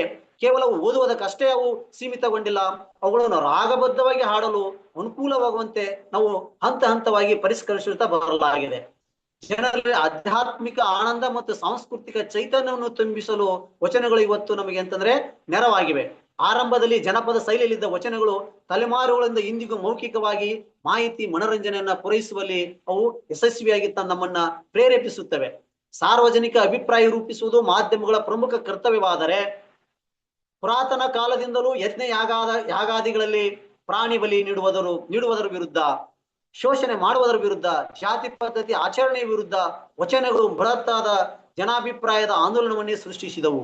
ಉದಾಹರಣೆಗೆ ಕಳಬೇಡ, ಕೊಲಬೇಡ, ಖುಷಿಯ ನುಡಿಯಲು ಬೇಡ ಎಂಬ ಒಂದು 7 ಸಾಲಿನ ಈ ವಚನ ಇಡೀ ಸಮಾಜಕ್ಕೆ, ಮಾನವ ಸಂತತಿಗೆ ಒಂದು ಸಾರ್ವತ್ರಿಕ ನೀತಿ ಸಂಹಿತೆ, ನಾವೇನು ಕೋಡ್ ಆಫ್ ಕಂಡಕ್ಟ್ ಅಂತ ಕರಿತಾ ಇದೀವಿ, ಆ ರೀತಿಯಾಗಿ ಅದು ವಚನಗಳು ಇವತ್ತು ನಮಗೆ ರೂಪಿತವಾಗಿದ್ದಾವೆ. ಹೀಗಾಗಿ ಸಮೂಹ ಮಾಧ್ಯಮಗಳ ಜಾಗೃತಿಯ ಕೆಲಸವನ್ನು ವಚನಗಳು ಅಂದು ಇಂದು ಎಂದೆಂದಿಗೂ ಪೂರೈಸುತ್ತವೆ. ಅವು ಪರಿಣಾಮಕಾರಿಯಾಗಿ ಸಂವಹನ ಕಾರ್ಯ ನಿರ್ವಹಿಸುತ್ತವೆ ಅನ್ನೋದನ್ನ ನಾವು ಇವತ್ತು ತಿಳಿಯಬಹುದಾಗಿದೆ. ಹಾಗಾದ್ರೆ ವಚನ ಸಂವಹನ ಹೇಗೆ ನಿರ್ವಹಿಸಲ್ಪಡುತ್ತೆ ಅಂದ್ರೆ, ಸಾಮಾನ್ಯ ಭಾಷಾಶಾಸ್ತ್ರದ ಪ್ರಕಾರ ಮೌಖಿಕ ಸಂವಹನಕ್ಕೆ ಆಂಗ್ಲ ಭಾಷೆಯಲ್ಲಿ ನಾವು ವರ್ಬಲ್ ಕಮ್ಯುನಿಕೇಶನ್ ಎನ್ನುತ್ತೇವೆ. ವರ್ಬಲ್ ಎಂದರೆ ಮಾತು ಅಂತ ಹೇಳ್ತೀವಿ, ಅಥವಾ ಆಡು ಭಾಷೆ. ಈ ಪದವನ್ನು ಬಳಸಿ ಮಾಹಿತಿಯನ್ನು, ಅನಿಸಿಕೆಗಳನ್ನು ವಿನಿಮಯ ಮಾಡಿಕೊಳ್ಳುವುದೇ ಮೌಖಿಕ ಸಂವಹನವಾಗಿರುತ್ತೆ. ಅದರಂತೆ ಶರಣರು ತಮ್ಮ ವಚನಗಳನ್ನು ಮಾಧ್ಯಮವಾಗಿ ಬಳಸಿ ಸಾರ್ವಜನಿಕರೊಂದಿಗೆ ನಡೆಸಿದ ಕ್ರಾಂತಿಕಾರಿ ಮತ್ತು ವೈಚಾರಿಕ ಸಂವಹನವೇ ವಚನ ಸಂವಹನವಾಗಿದೆ. ಅದು ಡೈರೆಕ್ಟ್ ಕಮ್ಯುನಿಕೇಶನ್ ಸ್ವರೂಪವನ್ನು ಹೊಂದಿರುತ್ತೆ. ಯಾವಾಗ ಪಂಡಿತರ ಸಂಸ್ಕೃತ ಭಾಷೆಯನ್ನು ಬದಿಗಿಟ್ಟು ಸಾಮಾನ್ಯ ಕಾಯಕ ಜೀವಿಗಳ ಭಾಷೆಯಲ್ಲಿ 770 ಅಮರ ಗಣಾಂಗಗಳು ಯಾವ ರೀತಿ ತಮ್ಮ ಸಂವಹನ ಕಾರ್ಯವನ್ನು ನಿರ್ವಹಿಸಿದವು ಅನ್ನೋದನ್ನ ನಾವು ಇವತ್ತಿನ ನಮ್ಮ ಸಂವಹನ ಕಾರ್ಯಕ್ಕೆ ನಾವು ಅನ್ವಯಿಸಬಹುದಾಗಿದೆ. ಬಸವಾದಿ ಶರಣರ ಪ್ರಕಾರ ನಾವು ಆಡುವ ಮಾತು, ನಮ್ಮ ನಡವಳಿಕೆ ಎರಡೂ ಒಂದೇ ಆಗಿರಬೇಕು. ಅದನ್ನೇ ಬಸವಣ್ಣವರು ನುಡಿಯೊಳಗಾಗಿ ನಡೆಯದಿದ್ದರೆ ಕೂಡಲ ಸಂಗಮ ದೇವ ನೊಲ್ಲನಯ್ಯ ಎಂದಿದ್ದಾರೆ. ಇನ್ನೂ ಒಂದು ಪರಿಣಾಮಕಾರಿ ಮೌಖಿಕ ಸಂವಹನಕ್ಕೆ ಒಂದು ವಚನ ಹೇಳ್ಬೋದಾಗಿದ್ರೆ ಬಸವಣ್ಣವರು ಹೇಳ್ತಾರೆ, ನುಡಿದರೆ ಮುತ್ತಿನ ಹಾರದಂತಿರಬೇಕು, ನುಡಿದರೆ ಮಾಣಿಕ್ಯದ ದೀಪ್ತಿ ಅಂತಿರಬೇಕು, ನುಡಿದರೆ ಸ್ಫಟಿಕದ ಸಲಾಕೆ ಅಂತಿರಬೇಕು, ನುಡಿದರೆ ಲಿಂಗ ಮೆಚ್ಚಿ ಹೌದೌದೆನ್ನಬೇಕು, ನುಡಿಯೊಳಗಾಗಿ ನಡೆಯದಿದ್ದಡೆ ಕೂಡಲ ಸಂಗಮದವನೆಂತುವಲೇನಯ್ಯ. ಸೊ ಸಂವಹನದಲ್ಲಿ ಇರ್ತಕ್ಕಂಥ ಒಬ್ಬ ಸಂವಹನಕಾರನಲ್ಲಿ ಇರ್ತಕ್ಕಂಥ ಗುಣಲಕ್ಷಣಗಳು ಹೇಗಿರಬೇಕು ಅಂತಂದ್ರೆ ನಮ್ಮ ಮಾತು, ನಮ್ಮ ನಡೆ ನುಡಿ ಹೇಗಿರಬೇಕು ಅನ್ನೋದನ್ನ ಬಸವಣ್ಣವರು ಈ ವಚನದ ಮುಖಾಂತರ ನಮಗೆ ಏನಂತಂದ್ರೆ ಸಂವಹನಕಾರನ ಒಂದು ಗುಣಲಕ್ಷಣಗಳನ್ನ ಸ್ಪಷ್ಟಪಡಿಸುತ್ತಾರೆ. ಮುತ್ತಿನ ಹಾರವೆಂದರೆ ನಮ್ಮ ಮಾತುಗಳು ಪರಸ್ಪರ ಸುಂದರವಾಗಿ ಕೊಂಡಿಯಂತಿರಬೇಕು, ಪರಸ್ಪರ ಮುತ್ತುಗಳನ್ನ ರತ್ನಗಳನ್ನು ಜೋಡಿಸುವಂತಿರಬೇಕು, ಅವು ಪರಸ್ಪರ ಸ್ನೇಹ ಸಂಬಂಧವನ್ನ ಬೆಳೆಸಲಿಕ್ಕೆ ಕಾರಣ ಆಗ್ತವೆ ಅನ್ನೋದು. ಇನ್ನು ಮಾನಕ್ಯದ ದೀಪ್ತಿ ಅಂದರೆ ಮಾತು ಜೀವನಕ್ಕೆ ದಾರಿದೀಪವಾಗಬೇಕು, ಜ್ಞಾನಕ್ಕೆ ಬೆಳಕು ನೀಡಬೇಕು. ಸೊ ಈ ರೀತಿಯಾದಂತಹ ಸಂವಹನ ಕೌಶಲ್ಯವನ್ನು ನಾವು ಬೆಳೆಸ್ಕೊಂಡ್ರೆ ಯಾವ ರೀತಿಯಾದಂತ ನಾವು ಸಂವಹನ ಕಾರ್ಯವನ್ನ ಇವತ್ತು ಜಟಿಲವಾದಂತ ಪರಿಸ್ಥಿತಿಯಲ್ಲಿ ನಿರ್ವಹಿಸಲಿಕ್ಕೆ ಸಾಧ್ಯ ಆಗುತ್ತೆ ಅನ್ನೋದನ್ನ ನಮ್ಮ ವಿಶ್ವಗುರು ಬಸವಣ್ಣರ ವಚನದ ಮುಖಾಂತರ, ಇತರೆ ಶರಣರ ಒಂದು ನಡೆನುಡಿಗಳ ಮುಖಾಂತರ ತಿಳಿದುಕೊಳ್ಳಬಹುದಾಗಿದೆ. ಇನ್ನು ಸ್ಫಟಿಕದ ಸಲಾಕೆ ಅಂದರೆ ಮಾತುಗಳಲ್ಲಿ ಯಾವುದೇ ಮುಚ್ಚುಮರಿ ಇಲ್ಲದೆ ಸ್ಪಷ್ಟತೆ ಮತ್ತು ಪಾರದರ್ಶಕತೆಯನ್ನ ವ್ಯಕ್ತಪಡಿಸುವುದು. ಲಿಂಗ ಮೆಚ್ಚಿ ಹೌದೌದು ಎನ್ನಬೇಕು ಅಂತಂದ್ರೆ ನಮ್ಮ ಆತ್ಮಸಾಕ್ಷಿ ಮತ್ತು ಸತ್ಯಕ್ಕೆ ಒಪ್ಪುವಂತೆ ನಮ್ಮ ಮಾತುಗಳನ್ನ ವ್ಯಕ್ತಪಡಿಸುವುದು. ಈ ರೀತಿಯಾದಂತ ಒಂದು ವಚನ ಸಂವಹನವನ್ನ 12ನೇ ಶತಮಾನದ ಅನುಭವ ಮಂಟಪವು ಐತಿಹಾಸಿಕವಾಗಿ ಯಶಸ್ವಿ ಸಂವಹನದ ವೇದಿಕೆಯಾಗಿ ಅದು ನಿರ್ವಹಿಸಿತ್ತು. ಅಲ್ಲಿ ಎಲ್ಲ ಜಾತಿ, ಲಿಂಗ, ವರ್ಣ, ವರ್ಗದ ಶರಣರು ಸೇರಿ ವಚನಗಳ ಮೂಲಕ ಏನು ನಾವು ಡೈಲಾಗ್ ಅಂತ ಕರಿತಾ ಇದೀವಿ, ಸಂವಾದದ ಮೂಲಕ ಅದನ್ನು ನಿರ್ವಹಿಸುತ್ತಿದ್ದರು. ಇದು ಸಮಾಜದಲ್ಲಿ ಸಮಾನತೆ, ಪ್ರಜಾಪ್ರಭುತ್ವದ ಮೌಲ್ಯಗಳನ್ನು ಬಿತ್ತಲು ಸಂವಹನವನ್ನು ಹೇಗೆ ಅವರು ಬಳಸಿದರು ಎಂಬುದಕ್ಕೆ ಇದೊಂದು ಜಾಗತಿಕ ಉದಾಹರಣೆ ಆಗಿದೆ. ಇನ್ನು ವಚನ ಸಂವಹನದಿಂದ ಆಗ್ತಕ್ಕಂಥ ಪರಿಣಾಮಗಳೇನು ಅಂತಂದ್ರೆ 12ನೇ ಶತಮಾನದ ವಚನ ಚಳವಳಿಯಿಂದ ಶರಣರು ಜಾರಿಗೊಳಿಸಿದ ವಚನ ಸಂವಹನವು ಸಮಾಜದ ಪ್ರತಿಯೊಂದು ಸ್ತರದ ಮೇಲೂ ಅತ್ಯಂತ ಕ್ರಾಂತಿಕಾರಿ ಪರಿಣಾಮಗಳು ಜರುಗಿದವು. ಅಂದಿನ ಕಾಲದ ಕಟ್ಟುಪಾಡುಗಳನ್ನು ಮುರಿದು ಜನಸಾಮಾನ್ಯರ ಭಾಷೆಯಲ್ಲಿ ನಿರ್ವಹಿಸಿದ ಆ ಸಂವಹನದ ಪ್ರಮುಖ ನಮ್ಗೆ ಅನ್ವಯಿಸಿಕೊಂಡಂತ ಪರಿಣಾಮಗಳಂತಂದ್ರೆ ವಚನಗಳಿಂದ ಆದಂತದ್ದು ಏನಪ್ಪಾ ಅಂದ್ರೆ ಸೋಷಿಯಲ್ ಇಕ್ವಾಲಿಟಿ, ಅಂದ್ರೆ ನಾವೇನು ಸಾಮಾಜಿಕ ಸಮಾನತೆ ಅಂತಿದ್ದೀವಿ, ಅದು ನಮ್ಮ ಇವತ್ತು ಶರಣರ ಬದುಕಿನಿಂದ ವಚನಗಳಿಂದ ನಾವು ಇವತ್ತು ಅದನ್ನು ಪಾಲಿಸಬಹುದಾಗಿದೆ. ಶರಣರು ತಮ್ಮ ವಚನಗಳ ಮೂಲಕ ಹುಟ್ಟಿನಿಂದ ಯಾರೂ ಮೇಲಲ್ಲ ಅಥವಾ ಯಾರೂ ಕೀಳಲ್ಲ ಎಂದು ಸಾರಿದ್ದರಿಂದ ಸಮಾಜದಲ್ಲಿದ್ದ ಉಚ್ಚ ನೀಚ ಭೇದ ಭಾವದ ಗೋಡೆಗಳು ಸಡಿಲಗೊಂಡವು. ಸಮಾಜದಲ್ಲಿ ಮತ್ತು ಧಾರ್ಮಿಕ ಚರ್ಚೆಗಳಲ್ಲಿ ಮಹಿಳೆಯರಿಗೂ ಪುರುಷರಷ್ಟೇ ಸಮಾನ ಅಭಿವ್ಯಕ್ತಿ ಸ್ವಾತಂತ್ರ್ಯ ದೊರಕಿಸಿದರು. ಹೀಗಾಗಿ 350ಕ್ಕೂ ಹೆಚ್ಚು ವಚನಕಾರ್ತಿಯರು ಮುಕ್ತ ಸಂವಹನದಲ್ಲಿ ಪಾಲ್ಗೊಂಡು ಅವರು ಮುಖ್ಯವಾಹಿನಿಗೆ ಬಂದ್ರು ಅನ್ನೋದನ್ನ ನಾವು ವಚನ ಸಂವಹನದ ಮೂಲಕ ಇವತ್ತು ನಾವು ಪರಿಗಣಿಸಬಹುದಾಗಿದೆ. ಆನಂತರ ವಚನ ಸಂವಹನದಿಂದ ಆದಂತ ಇನ್ನೊಂದು ಪರಿಣಾಮ ಅಂತಂದ್ರೆ ಈ ರಿಲಿಜಿಯಸ್ ಡೆಮೋಕ್ರಟೈಸೇಷನ್ ಕರಿತಾ ಇದ್ವಿ. ಅಂತಂದ್ರೆ ಧಾರ್ಮಿಕ ಪ್ರಜಾಪ್ರಭುತ್ವೀಕರಣ. ಅಂದ್ರೆ ಯಾರು ಯಜ್ಞ ಯಾಗಗಳನ್ನ, ಪ್ರಾಣಿ ಬಲಿಯನ್ನ, ದುಂದು ವೆಚ್ಚದನ್ನ ಅಥವಾ ಆಚರಣೆಗಳನ್ನ, ವೈದಿಕ ಧರ್ಮವನ್ನ ಪಾಲಿಸುತ್ತಿದ್ರು. ಈ ವಚನಗಳ ಒಂದು ಪರಿಜ್ಞಾನದಿಂದ, ವಚನ ಸಂವಹನದಿಂದ ಅವೆಲ್ಲವನ್ನು ಕಡಿಮೆಗೊಳಿಸಲಿಕ್ಕೆ ಸಾಧ್ಯವಾಗಿದೆ. ಪ್ರತಿಯೊಬ್ಬರು ತಮ್ಮ ಇಷ್ಟಲಿಂಗವನ್ನು ತಾವೇ ಪೂಜಿಸುವ ಮೂಲಕ ಶರಣ ಧರ್ಮವು ಸರಳವಾಗಿ ಜನಸಾಮಾನ್ಯರ ಜನಸಾಮಾನ್ಯರಿಗೆ ಅದು ಅನ್ವಯವಾಯಿತು.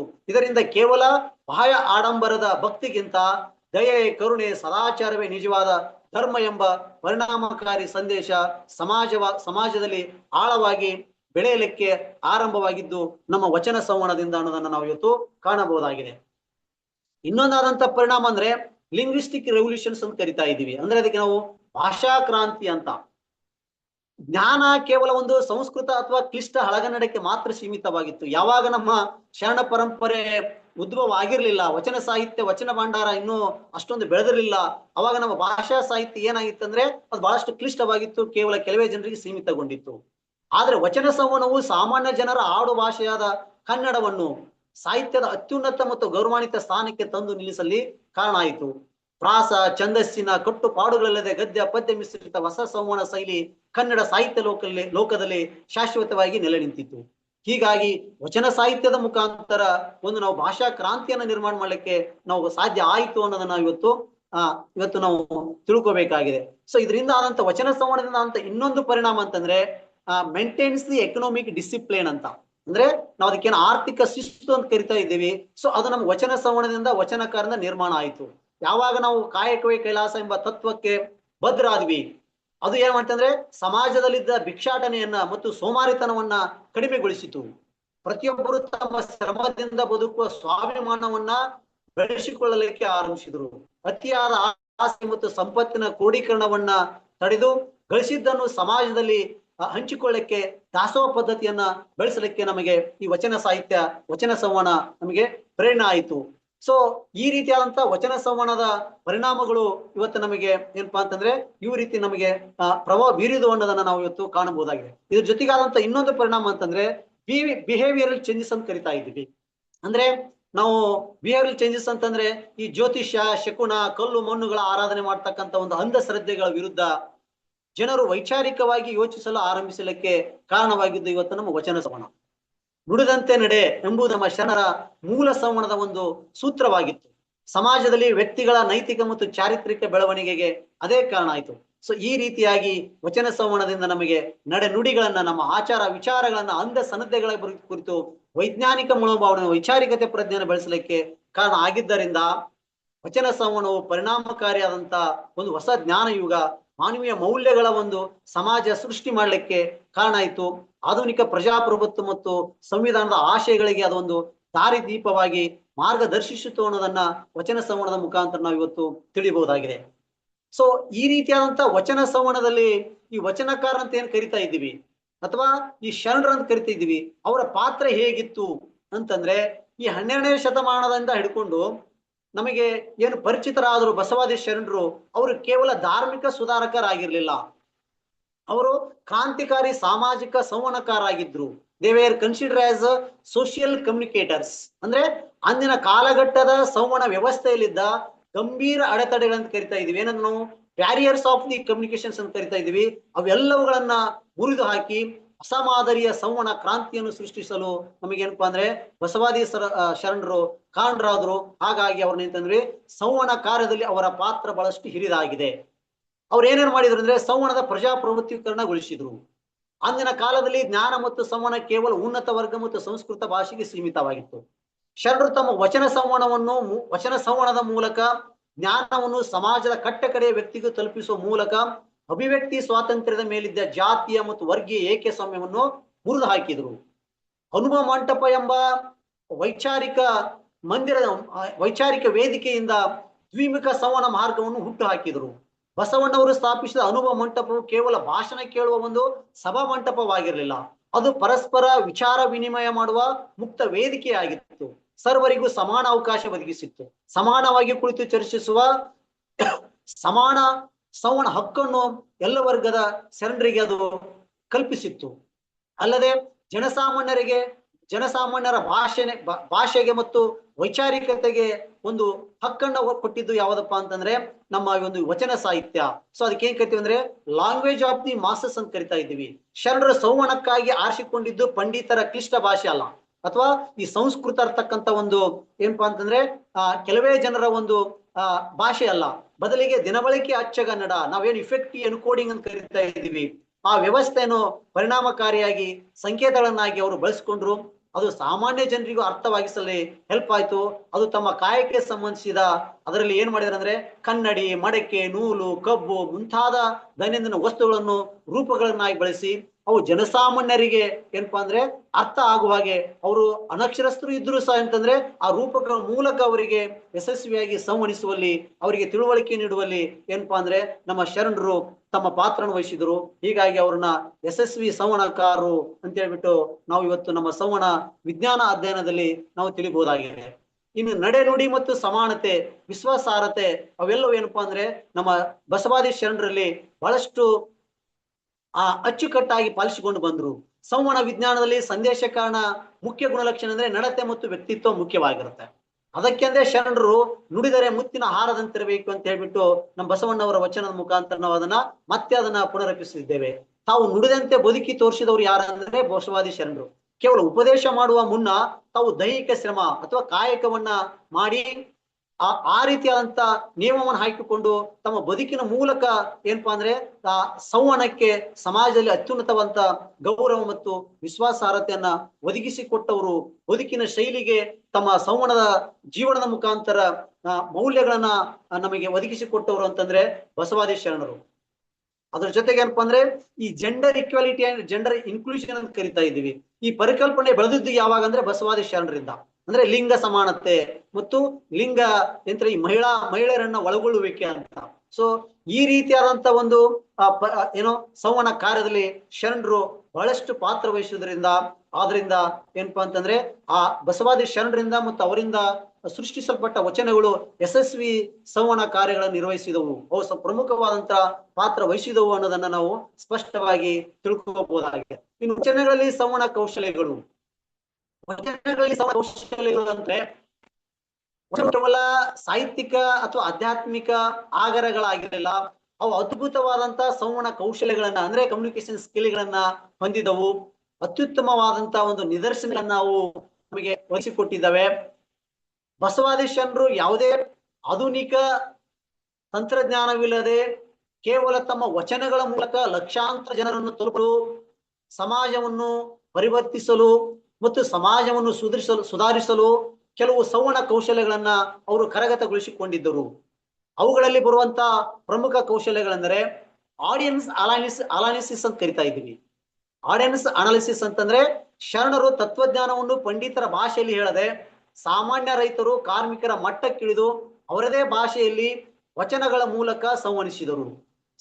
ಸಂದರ್ಭಯೋಚಿತವಾಗಿ ಜನಸಾಮಾನ್ಯರ ಹಿನ್ನೆಲೆಗೆ ತಕ್ಕಂತೆ ಸಂದೇಶಗಳನ್ನು ರೂಪಿಸುವ ಕಲೆ ಕೌಶಲ್ಯಗಳನ್ನ ಶರಣರಿಗೆ ಸಂಪೂರ್ಣವಾಗಿ ಗೊತ್ತಿತ್ತು ಅನ್ನೋದನ್ನ ನಾವು ಸ್ಪಷ್ಟವಾಗಿ ಅರ್ಥ ಮಾಡಬಹುದಾಗಿದೆ. ಈ ಸಿಂಪ್ಲಿಸಿಟಿ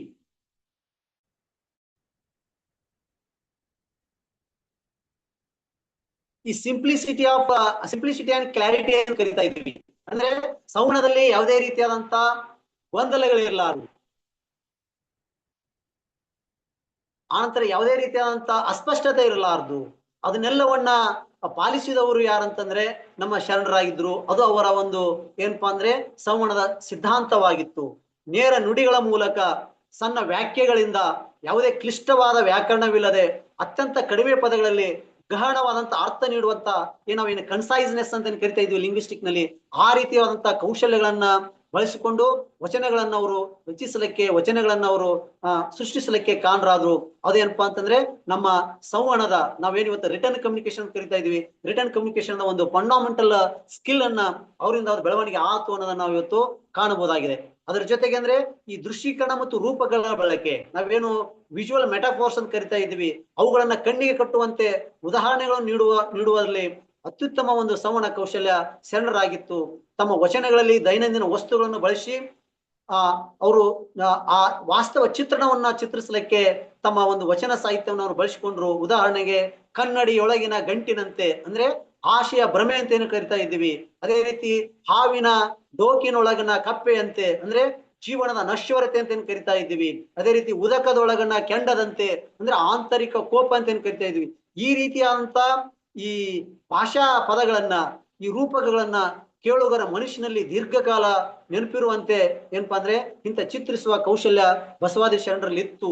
ಅಂತ ಕೌಶಲ್ಯಗಳನ್ನ ಅವರು ವಚನದ ಮುಖಾಂತರ ರೂಢಿಸಿಕೊಂಡಿದ್ರು, ನಮಗೆ ಪರಿಚಯಿಸಿದ್ರು ಅನ್ನೋದನ್ನ ನಾವು ಇವತ್ತು ಕಾಣಬಹುದಾಗಿದೆ. ಇನ್ನು ದ್ವಿಮುಖ ಸಂವಹನ ಮತ್ತು ಸಕ್ರಿಯ ಆಲಿಸುವಿಕೆಯ ಕೌಶಲ್ಯಗಳನ್ನ ಅವರು ಅಭಿವೃದ್ಧಿಪಡಿಸಿದ್ರು. ಅಂದ್ರೆ ಟೂ ವೇ ಕಮ್ಯುನಿಕೇಶನ್ ಅಂತ ಕರಿತಾ ಇದೀವಿ, ಅಥವಾ ಈ ಆಕ್ಟಿವ್ ಲಿಸ್ನಿಂಗ್ ಅಂತ ಕರಿತಾ ಇದ್ದೀವಿ. ಈ ಎರಡೂ ಸಂವಹನಕ್ಕೆ ಮೂಲ ಪ್ರೇರಣೆ ಆದವರು ಯಾರಂತಂದ್ರೆ ನಮ್ಮ ವಚನ ಸಾಹಿತ್ಯದ ಮುಖಾಂತರ ಬಸವಾದಿ ಶರಣರು. ವಚನಗಳು ಕೇವಲ ಏಕಮುಖದ ಭಾಷಣಗಳಾಗಿರ್ಲಿಲ್ಲ, ಅವುಗಳಲ್ಲಿ ಹೆಚ್ಚಿನವು ಕೇಳಿಬೋ ಅಣ್ಣ, ನೋಡಿರಯ್ಯ, ನೋಡಯ್ಯ ಎಂಬಂತ ಈ ಜನರನ್ನು ಸಂಬೋಧಿಸುವ ಹಾಗೂ ಅವರನ್ನು ಚರ್ಚೆಯಲ್ಲಿ ಭಾಗಿಯಾಗಿಸುವ ಸಂವಾದ ಶೈಲಿಯನ್ನು ಅವರು ಅಳವಡಿಸಿಕೊಂಡಿದ್ದರು. ಅನುಭವ ಮಂಟಪದಲ್ಲಿ ಇತರರ ಆಲೋಚನೆಯನ್ನು ಆಲಿಸಿ, ಬಹಳ ಶ್ರದ್ಧೆಯಿಂದ ಆಲಿಸಿ ಅವುಗಳನ್ನ ಗೌರವಿಸಿ ತಮ್ಮ ವಚನಗಳ ಮೂಲಕವೇ ಅದಕ್ಕೆ ಮರು ಪ್ರತಿಕ್ರಿಯೆ ನೀಡತಕ್ಕಂತ ಒಂದು ಉನ್ನತ ಕೌಶಲ್ಯಗಳನ್ನ ಅವರು ಅನುಸರಿಸಿದ್ದನ್ನ ನಾವಿವತ್ತು ಈ ಯಶಸ್ವಿ ಸಂವಹನದ ಕೌಶಲ್ಯಗಳಿಂದ ಬಿಟ್ಟು ನಾವು ಪರಿಗಣಿಸಲಾಗ್ತದೆ. ಅದೇ ರೀತಿಯಾಗಿ ಈ ನಾನ್ ವರ್ಬಲ್ ಕಮ್ಯುನಿಕೇಶನ್ ಅನ್ನ, ಆನಂತರ ಬಿಹೇವಿಯರಲ್ ಕ್ರೆಡಿಬಿಟಿಯನ್ನ ಅವನ್ನ ಡೆವಲಪ್ಮೆಂಟ್ ಮಾಡಿದವರು ಅಂತಂದ್ರೆ ಬಸವಾದಿ ಶರಣರು. ಅದಕ್ಕೆ ಕರಿತಿದ್ರೆ ಅಶಾಬ್ದಿಕ ಸಂವಹನ ಮತ್ತು ನಡವಳಿಕೆ ವಿಶ್ವಾಸಾರ್ಹತೆ ಅಂತ ಕರಿತಾ ಇದ್ವಿ. ಅಂದ್ರೆ ನುಡಿದಂತೆ ನಡೆಯುವುದು ಶರಣರ ಒಂದು ಮೂಲ ಸಂವಹನದ ಸಿದ್ಧಾಂತವಾಗಿತ್ತು. ಸಂವಹನಕಾರನು ಸನ್ನಡತೆ ಹೊಂದಿದ್ದರೆ ಮಾತ್ರ ಅವನ ಸಂದೇಶಕ್ಕೆ ಅಥವಾ ವಿಶ್ವಾಸಾರ್ಹತೆಗೆ ಒಂದು ಬೆಲೆ ಸಿಗುತ್ತೆ.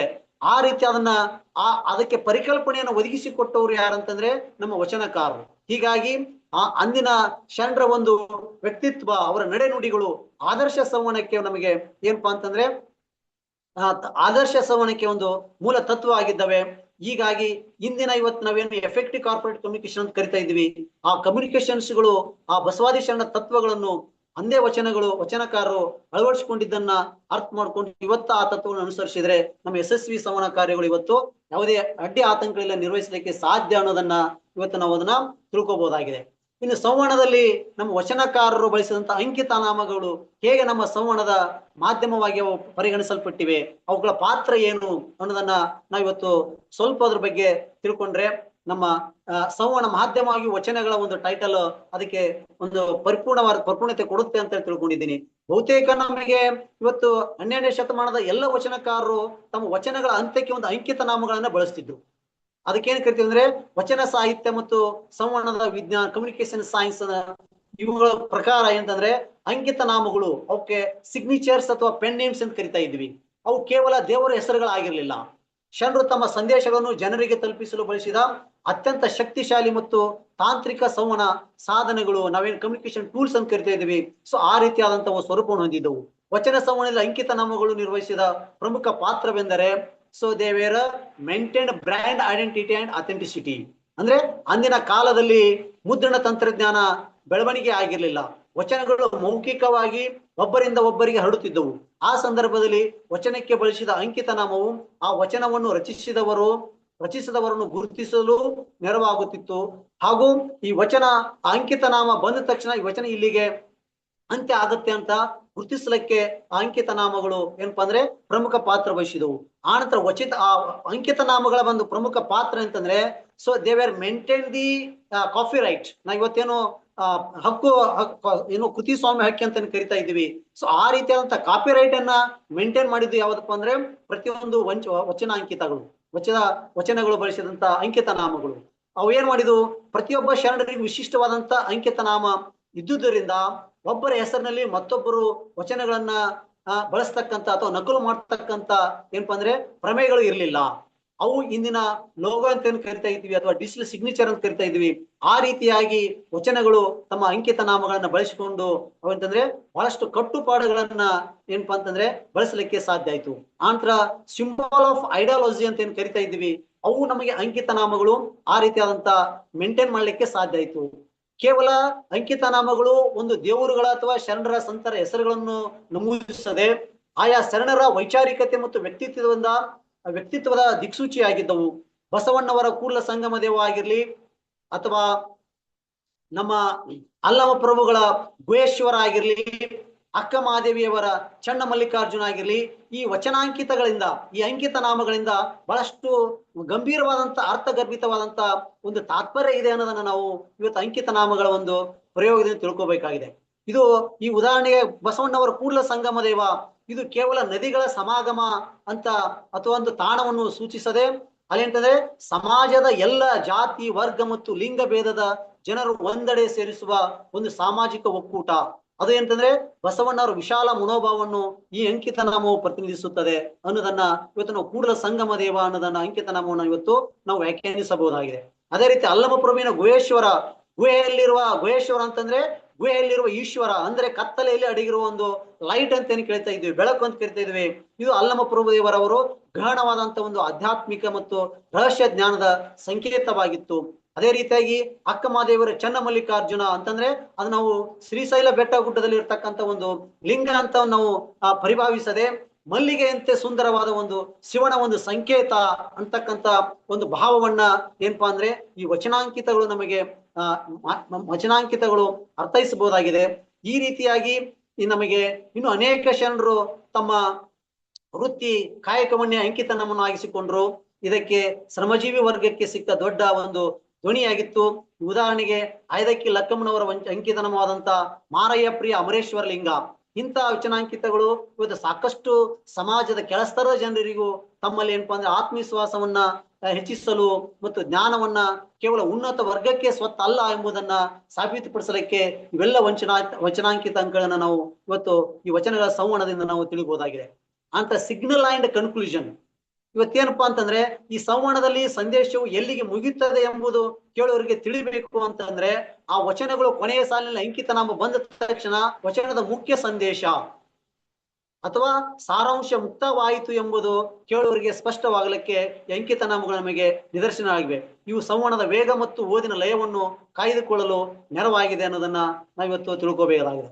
ಆನಂತರ ಈ ಅಂಕಿತನಾಮಗಳಿಂದ ಆಗ್ತಕ್ಕಂಥ ಇನ್ನೊಂದು ಪ್ರಮುಖ ಕಾರ್ಯ ಅಂತಂದ್ರೆ ಎಮೋಷನಲ್ ಅಂಡ್ ಸ್ಪಿರಿಚುವಲ್ ಕನೆಕ್ಟಿವಿಟಿ ಅಂತಂದ್ರೆ ವಚನದ ಕೊನೆಯಲ್ಲಿ ಅಂಕಿತನಾಮವನ್ನು ಬಳಸುವಾಗ ಶರಣರು ತಮ್ಮ ಇಷ್ಟ ದೇವನನ್ನು ಅತ್ಯಂತ ಆರ್ಧತೆಯಿಂದ ಪ್ರೀತಿಯಿಂದ ಹಾಗೂ ಎಚ್ಚರಿಕೆಯ ಧ್ವನಿಯಲ್ಲಿ ಹೇಳುತ್ತಿದ್ರು. ಇದು ಕೇಳೋದ್ರಲ್ಲಿ ತಕ್ಷಣವೇ ತಮ್ಮ ಭಾವನಾತ್ಮಕ ಜಾಗೃತಿಯನ್ನ ಅಂದ್ರೆ ಈ ಇಮೋಷನಲ್ ಅಂತ ಏನ್ ಕರಿತಾ ಇದ್ವಿ ಅದು ಅವರಲ್ಲಿ ಮೂಡಿಸ್ತಿತ್ತು.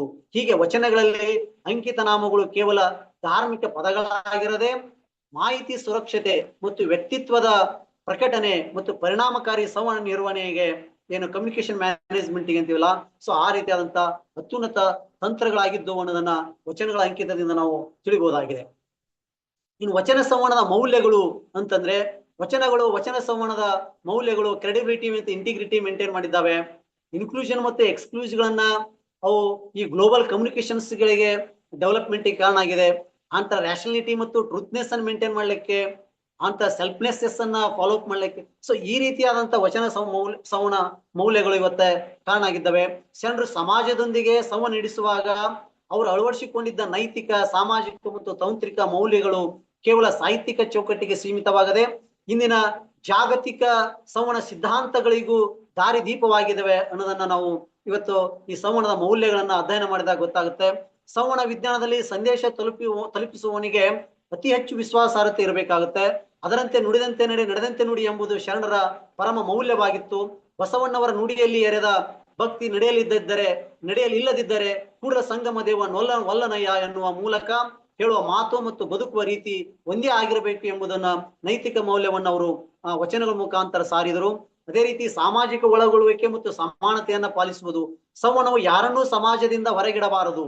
ಇವನಾರ್ವ ಎಂದನಿಸದೆ ಇವನಿಮ್ಮವ ಅಂತಕ್ಕಂಥ ಒಂದು ತತ್ವದ ಮೂಲಕ, ವಚನದ ತತ್ವದ ಮೂಲಕ ಸಂವಹನದಲ್ಲಿ ಜಾತಿ, ವರ್ಗ, ಲಿಂಗ, ವರ್ಣ ಈ ರೀತಿಯಾದಂತಹ ತಾರತಮ್ಯವನ್ನ ಸಂಪೂರ್ಣವಾಗಿ ನಿರಾಕರಿಸಿ ಸಮಾಜ ಪ್ರತಿಯೊಬ್ಬ ವ್ಯಕ್ತಿಯನ್ನು ಗೌರವದಿಂದ ಸಂಬೋಧಿಸುವುದು ಈ ವಚನ ಸಂವಹನದ ಒಂದು ಮೂಲ ಮೌಲ್ಯವಾಗಿದೆ.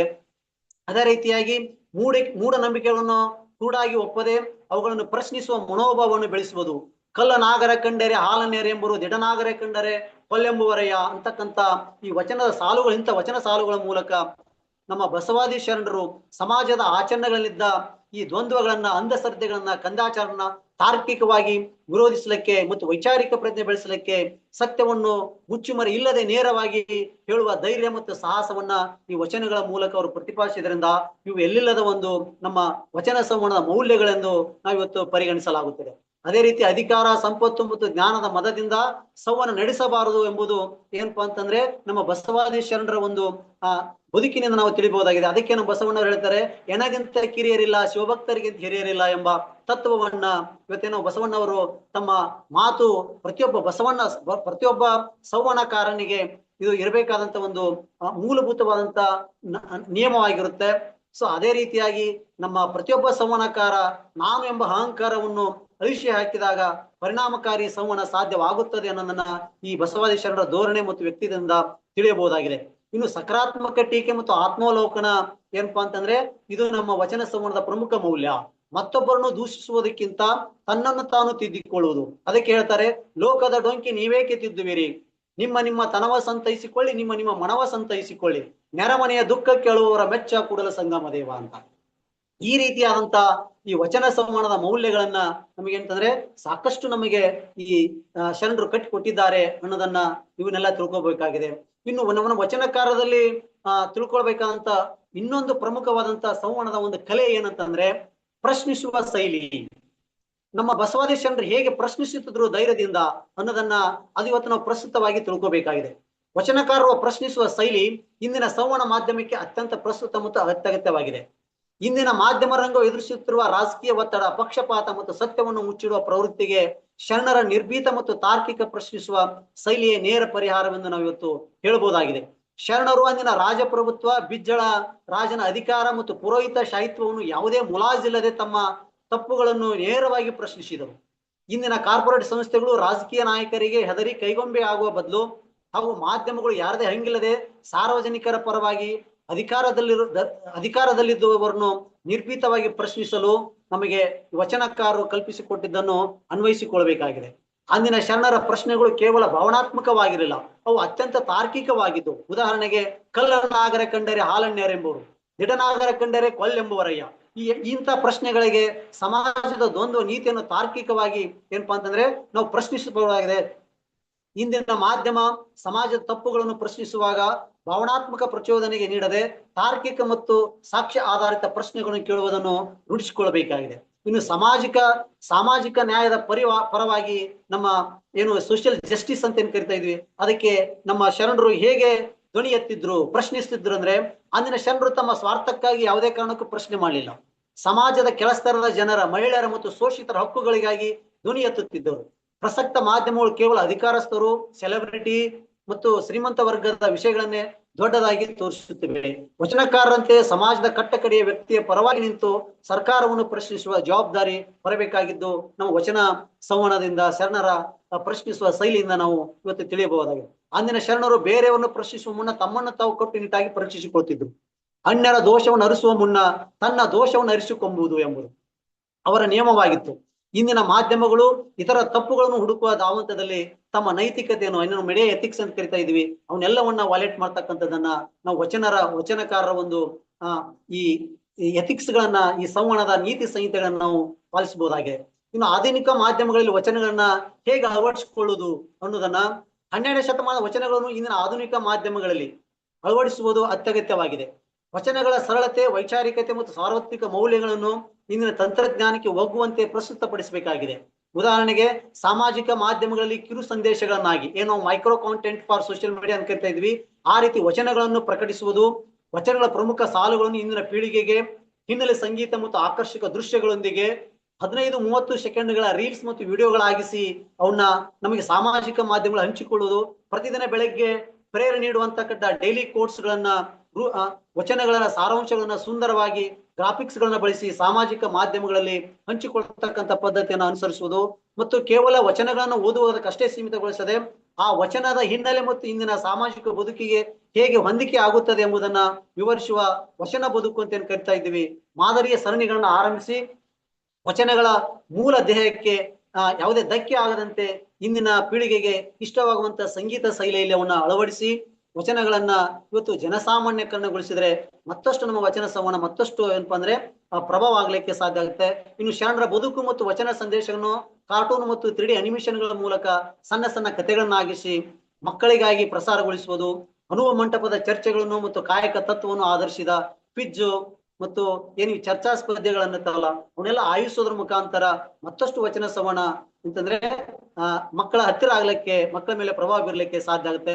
ಇನ್ನು ಜನರು ತಮ್ಮ ದೈನಂದಿನ ಜೀವನದ ಮಾನಸಿಕ ಒತ್ತಡ, ಗೊಂದಲ ಮತ್ತು ನೈತಿಕ ದ್ವಂದ್ವಗಳನ್ನು ಎದುರಿಸುವಾಗ ಅವರಿಗೆ ಸೂಕ್ತ ವಚನದ ಮೂಲಕ ಪರಿಹಾರ ಮತ್ತು ಈ ಸಮಾಲೋಚನೆ ನೀಡುವ ಇವತ್ತ AI ಚಾಟ್ಬೋಟ್ಗಳು ಇವತ್ತು ಬೆಳವಣಿಗೆ ಆಗ್ತಿದ್ದಾವೆ. ಅವುಗಳನ್ನ ನಮ್ಮ ವಚನ ಸಂವಹನಕ್ಕೆ ಅಳವಡಿಸಿಕೊಂಡ್ರೆ ವಚನ ಸಂವಹನ ಮತ್ತಷ್ಟು ಅಭಿವೃದ್ಧಿ ಪಡಿಸಬಹುದು. ಈ ರೀತಿಯಾದಂತಹ ಪ್ರತಿದಿನ ಒಂದು ವಚನ, ಅದರ ಅರ್ಥ, ಪದಕೋಶವನ್ನ ಮೊಬೈಲ್ಗಳ ಮೂಲಕ, ಮೊಬೈಲ್ ಆ್ಯಪ್ಗಳ ಮೂಲಕ ನಾವು ಹಂಚಿಕೊಳ್ಳಲಿಕ್ಕೆ ಇವತ್ತೇನಪ್ಪಾ ಅಂದ್ರೆ ಇವತ್ತಿನ ಟೆಕ್ನಾಲಜಿ ನಮಗೆ ಹೆಲ್ಪ್ ಬಂದಿದೆ.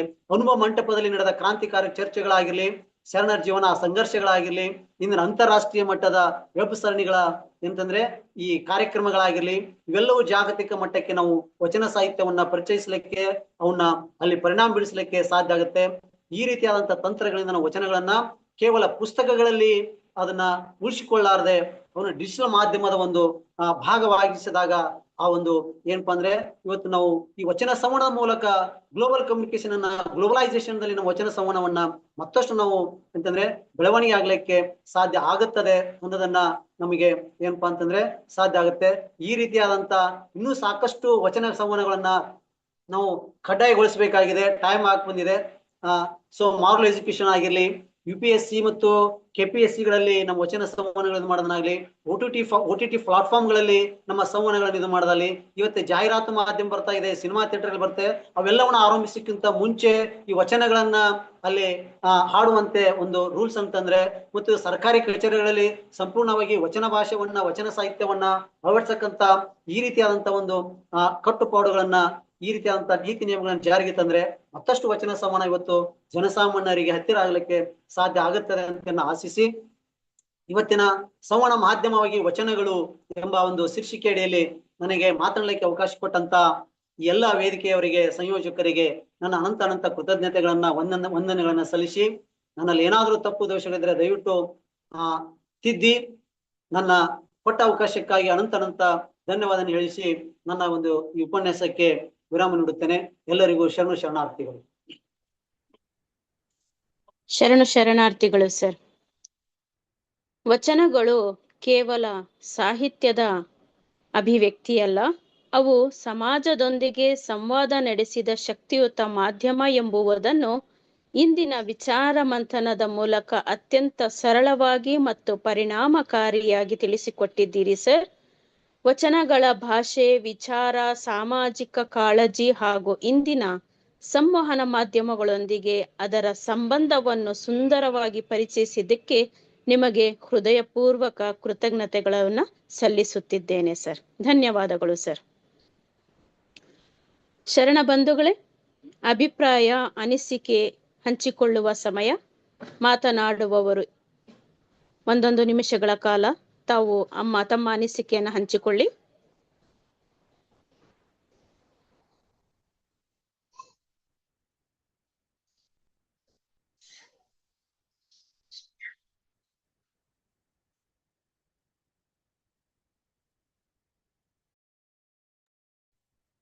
ಮಾತನಾಡಿ ಶರಣ ಬಂಧುಗಳೇ, ತಮ್ಮ ಅನಿಸಿಕೆ, ಅಭಿಪ್ರಾಯವನ್ನು ಹಂಚಿಕೊಳ್ಳಬಹುದು.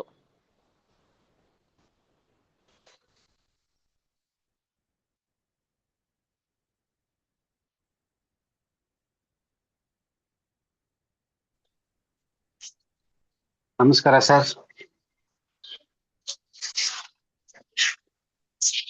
ನಮಸ್ಕಾರ ಸತೀಶ್ ಸರ್. ನಮಸ್ಕಾರ ಮೇಡಮ್. ಹಾ ಸರ್, ಹೇಳಿ. ಹೌದು, ಶರಣಾರ್ಥಿ ಸರ್. ಬಹುಮುಖ್ಯವಾಗಿ ನನಗೆ ಇವತ್ತು ಬಹಳ ಇಷ್ಟವಾದ ಸಬ್ಜೆಕ್ಟ್ ಸಂವಹನ ಮಾಧ್ಯಮವಾಗಿ ವಚನಗಳು. ಬಹಳ ಇಷ್ಟವಾದ ಸಬ್ಜೆಕ್ಟ್. ನೀವು ಬಹಳ ಸರಳವಾಗಿ ವಚನಗಳು ಹೇಗೆ ಯಾವುದೇ ಪತ್ರಿಕಾ ಮಾಧ್ಯಮ ಇಲ್ಲದಂತ ಸಮಯದಲ್ಲಿ, ಮೀಡಿಯಾ ಇಲ್ಲದಂತ ಸಮಯದಲ್ಲಿ ಯಾವ ರೀತಿ ಮಾಧ್ಯಮದಲ್ಲಿ ಒಂದು ವಚನಗಳ ಮೂಲಕ ಚರ್ಚೆ, ವಿಮರ್ಶೆ ಮುಖಾಂತರ ಇವುಗಳನ್ನ ತಲುಪಿಸ್ತಾ ಇದ್ದೀವಿ ಅನ್ನೋದಕ್ಕೆ ವಚನಗಳು ಬಹಳ ಅದ್ಭುತವಾದ ಮಾಹಿತಿಗಳನ್ನ ಕೊಟ್ಟಿದ್ದೀರಿ ಸರ್. ಅದಕ್ಕಾಗಿ ನಿಮಗೆ ಧನ್ಯವಾದಗಳು. ಮತ್ತೆ ನನಗೆ ವಿಶೇಷವಾಗಿ ಇದು ಬಹಳ ಇಷ್ಟವಾದ ಮಾಧ್ಯಮ. ನೋಡಿ, ಆ ಕಾಲದಲ್ಲಿ ಏನು ಇಲ್ದಂತ ಸಮಯದಲ್ಲಿ, ಎಲೆಕ್ಟ್ರಾನಿಕ್ ಮಾಧ್ಯಮ ಇಲ್ಲ, ಪ್ರಿಂಟ್ ಮೀಡಿಯಾ ಇಲ್ಲ, ಯಾವುದೇ ಮೀಡಿಯಾ ಇಲ್ದಂತ ಸಮಯದಲ್ಲಿ ವಚನಗಳು ಎಷ್ಟು ಪ್ರಬಲವಾಗಿ ತಮ್ಮ ವಾದಗಳನ್ನ ಮಂಡಿಸಿವೆ ಅನ್ನೋದಕ್ಕೆ ತಾವು ಹೇಳುತ್ತಾ ಇದ್ದಂತ ಮಾತುಗಳೇ ಸಾಕ್ಷಿ ಸರ್. ಏಕೆಂದ್ರೆ ಸಂಗೀತ ರೂಪದಲ್ಲಿ, ಆಮೇಲೆ ದೃಶ್ಯ ರೂಪದಲ್ಲಿ ಸ್ಪಂದನವಾಗಿ ಕಮ್ಯುನಿಕೇಶನ್ ಮಾಡ್ತಾ ಇದ್ವು ಅಂತಂದ್ರೆ ಮೆಚ್ಚುವಂತದ್ದೇ. ಯಾಕೆಂದ್ರೆ ಈಗ ಮಾಡುವಂಥದ್ದೇನು ಹೊಸದು ಅನ್ನೋದು ಏನಿಲ್ಲ, ಎಲ್ಲ ಹಿಂದೆನೆ ಮಾಡಿ ಕೊಟ್ಟು ಹೋಗಿರೋದನ್ನ ಇವತ್ತು ನಾವು ಮುಂದುವರ್ಸ್ಕೊಂಡು ಹೋಗ್ಬೇಕನ್ನುವಂತ ಕಾಲ ಬಂದಿದೆ ಅಂತ ನನಗೆ ಅನ್ನಿಸ್ತು ಸರ್. ತುಂಬಾ ಚೆನ್ನಾಗಿ ಮಾತಾಡಿದ್ರಿ. ಯಾಕೆಂದ್ರೆ ಮಾತುಗಳ ಮೂಲಕ, ಧ್ವನಿಗಳ ಮೂಲಕ, ಮುಖಭಾವಗಳ ಮೂಲಕ ತಾವ್ ಹೇಳಿದ್ರಿ, ಈ ಎಲ್ಲಾ ಮುಖಾಂತರ ಸಂವಹನ ಮಾಡ್ತಾ ಇದ್ರು ವಚನಗಳು ಅನ್ನೋದನ್ನ ನಾವು ತಿಳ್ಕೊಂಡು ಇವತ್ತು ತುಂಬಾ ಅದ್ಭುತವಾಗಿ ಮಾಡ್ತಾರೆ. ಯಾಕೆಂದ್ರೆ ನಾನು ಅವಾಗ ಈ ಸಂವಹನ ಮಾಧ್ಯಮದಲ್ಲಿ ಕೆಲವು ಮಾತುಗಳನ್ನ ಬರಿತಾ ಇರ್ತೀನಿ. ಈಗ ನಾನೊಂದು ಪತ್ರಿಕೆಗೆ ಬರೆದು ಇಟ್ಟಿದ್ದೆ, ಯುಗದಲ್ಲಿ ಪತ್ರಿಕೆಗಳಿಗೆ ಪಾತ್ರ ಅಂತ. ಈಗ ಚೇಂಜ್ ಮಾಡ್ಕೊಂತೀನಿ, ವಚನಗಳ ಪಾತ್ರ ಅಂತ. ಹಾಗಾಗಿ ತುಂಬಾ ಚೆನ್ನಾಗಿ ಹೇಳಿದ್ರಿ ಸರ್. ಅರಿಸ್ಟಾಟಲ್ದು ಮತ್ತೆ ಅನುಭವ ಮಂಟಪದಲ್ಲೇ ಆಗಿನ ಸರ್ಕಾರ ಇತ್ತು ಅನ್ನೋದನ್ನ ನೀವು ಅದ್ಭುತವಾಗಿ ಅನ್ಸಿದ್ರಿ. ಅದೇನು ಹೊಸದೇನಲ್ಲ ಅಲ್ವಾ? ಈಗಿನ ಸರ್ಕಾರಗಳು ಅದನ್ನ ತಿಳ್ಕೊಂಡು ಜಾತಿ ವ್ಯವಸ್ಥೆಯಲ್ಲಿರ್ಬೋದು, ಧರ್ಮಾಧಿರ್ಥವಾಗಿರ್ಬೋದು, ಅವೆಲ್ಲನ ಬಿಟ್ಟು ಬಸವಣ್ಣನವ್ರು ನುಡಿದಂತೆ ನಡಿ ಅಂತ ಹೇಳಿದ್ರಲ್ಲ, ಅವ್ರ ಮಾರ್ಗದರ್ಶನ ನಡೆದ್ರೆ ಇವತ್ತಿನ ಸರ್ಕಾರಗಳಾಗ್ಲಿ ನಮ್ಮ ಬದುಕಾಗ್ಲಿ ಅಚ್ಚನ ಆಗುತ್ತೆ ಅನ್ನೋದು ತುಂಬಾ ಅದ್ಭುತವಾಗಿ ಹೇಳಿದ್ರಿ ಸರ್. ಅದಕ್ಕಾಗಿ ನಿಮಗೆ ನನ್ನ ಪರವಾಗಿ ಧನ್ಯವಾದಗಳು. ಶಪಾನಾ ಮೇಡಮ್ ಅವ್ರಿಗೆ ಅವಕಾಶ ಕೊಟ್ಟದಕ್ಕೆ ಅವ್ರಿಗೂ ಕೂಡ ಧನ್ಯವಾದಗಳು ಸರ್. Thank you. ಧನ್ಯವಾದಗಳು ಸರ್. ತಮ್ಮ ಅತ್ಯುತ್ತಮ ಅನಿಸಿಕೆ ಅಭಿಪ್ರಾಯವನ್ನ ತಾವು ಮುಕ್ತವಾಗಿ ಹಂಚಿಕೊಂಡಿದ್ದೀರಾ ಸರ್. ತಮಗೂ ಧನ್ಯವಾದಗಳು ಸರ್. ಧನ್ಯವಾದಗಳು ಮೇಡಮ್. ಮತ್ತೆ ಶರಣ ಬಂಧುಗಳೇ, ತಮ್ಮ ಅಭಿಪ್ರಾಯ ಅನಿಸಿಕೆ ಹಂಚಿಕೊಳ್ಳಿ.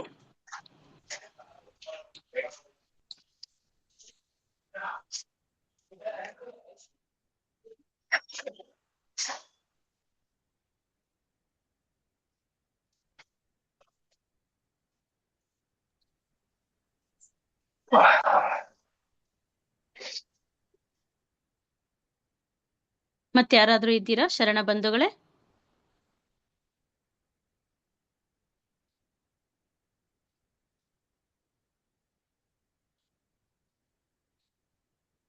ಬಹುಶಃ ಯಾರು ಇಲ್ಲ. 6:30 ಸೊ ಕಾರ್ಯಕ್ರಮವನ್ನ ವಂದನಾರ್ಪಣೆಯ ಮೂಲಕ ಮುಗಿಸೋಣ.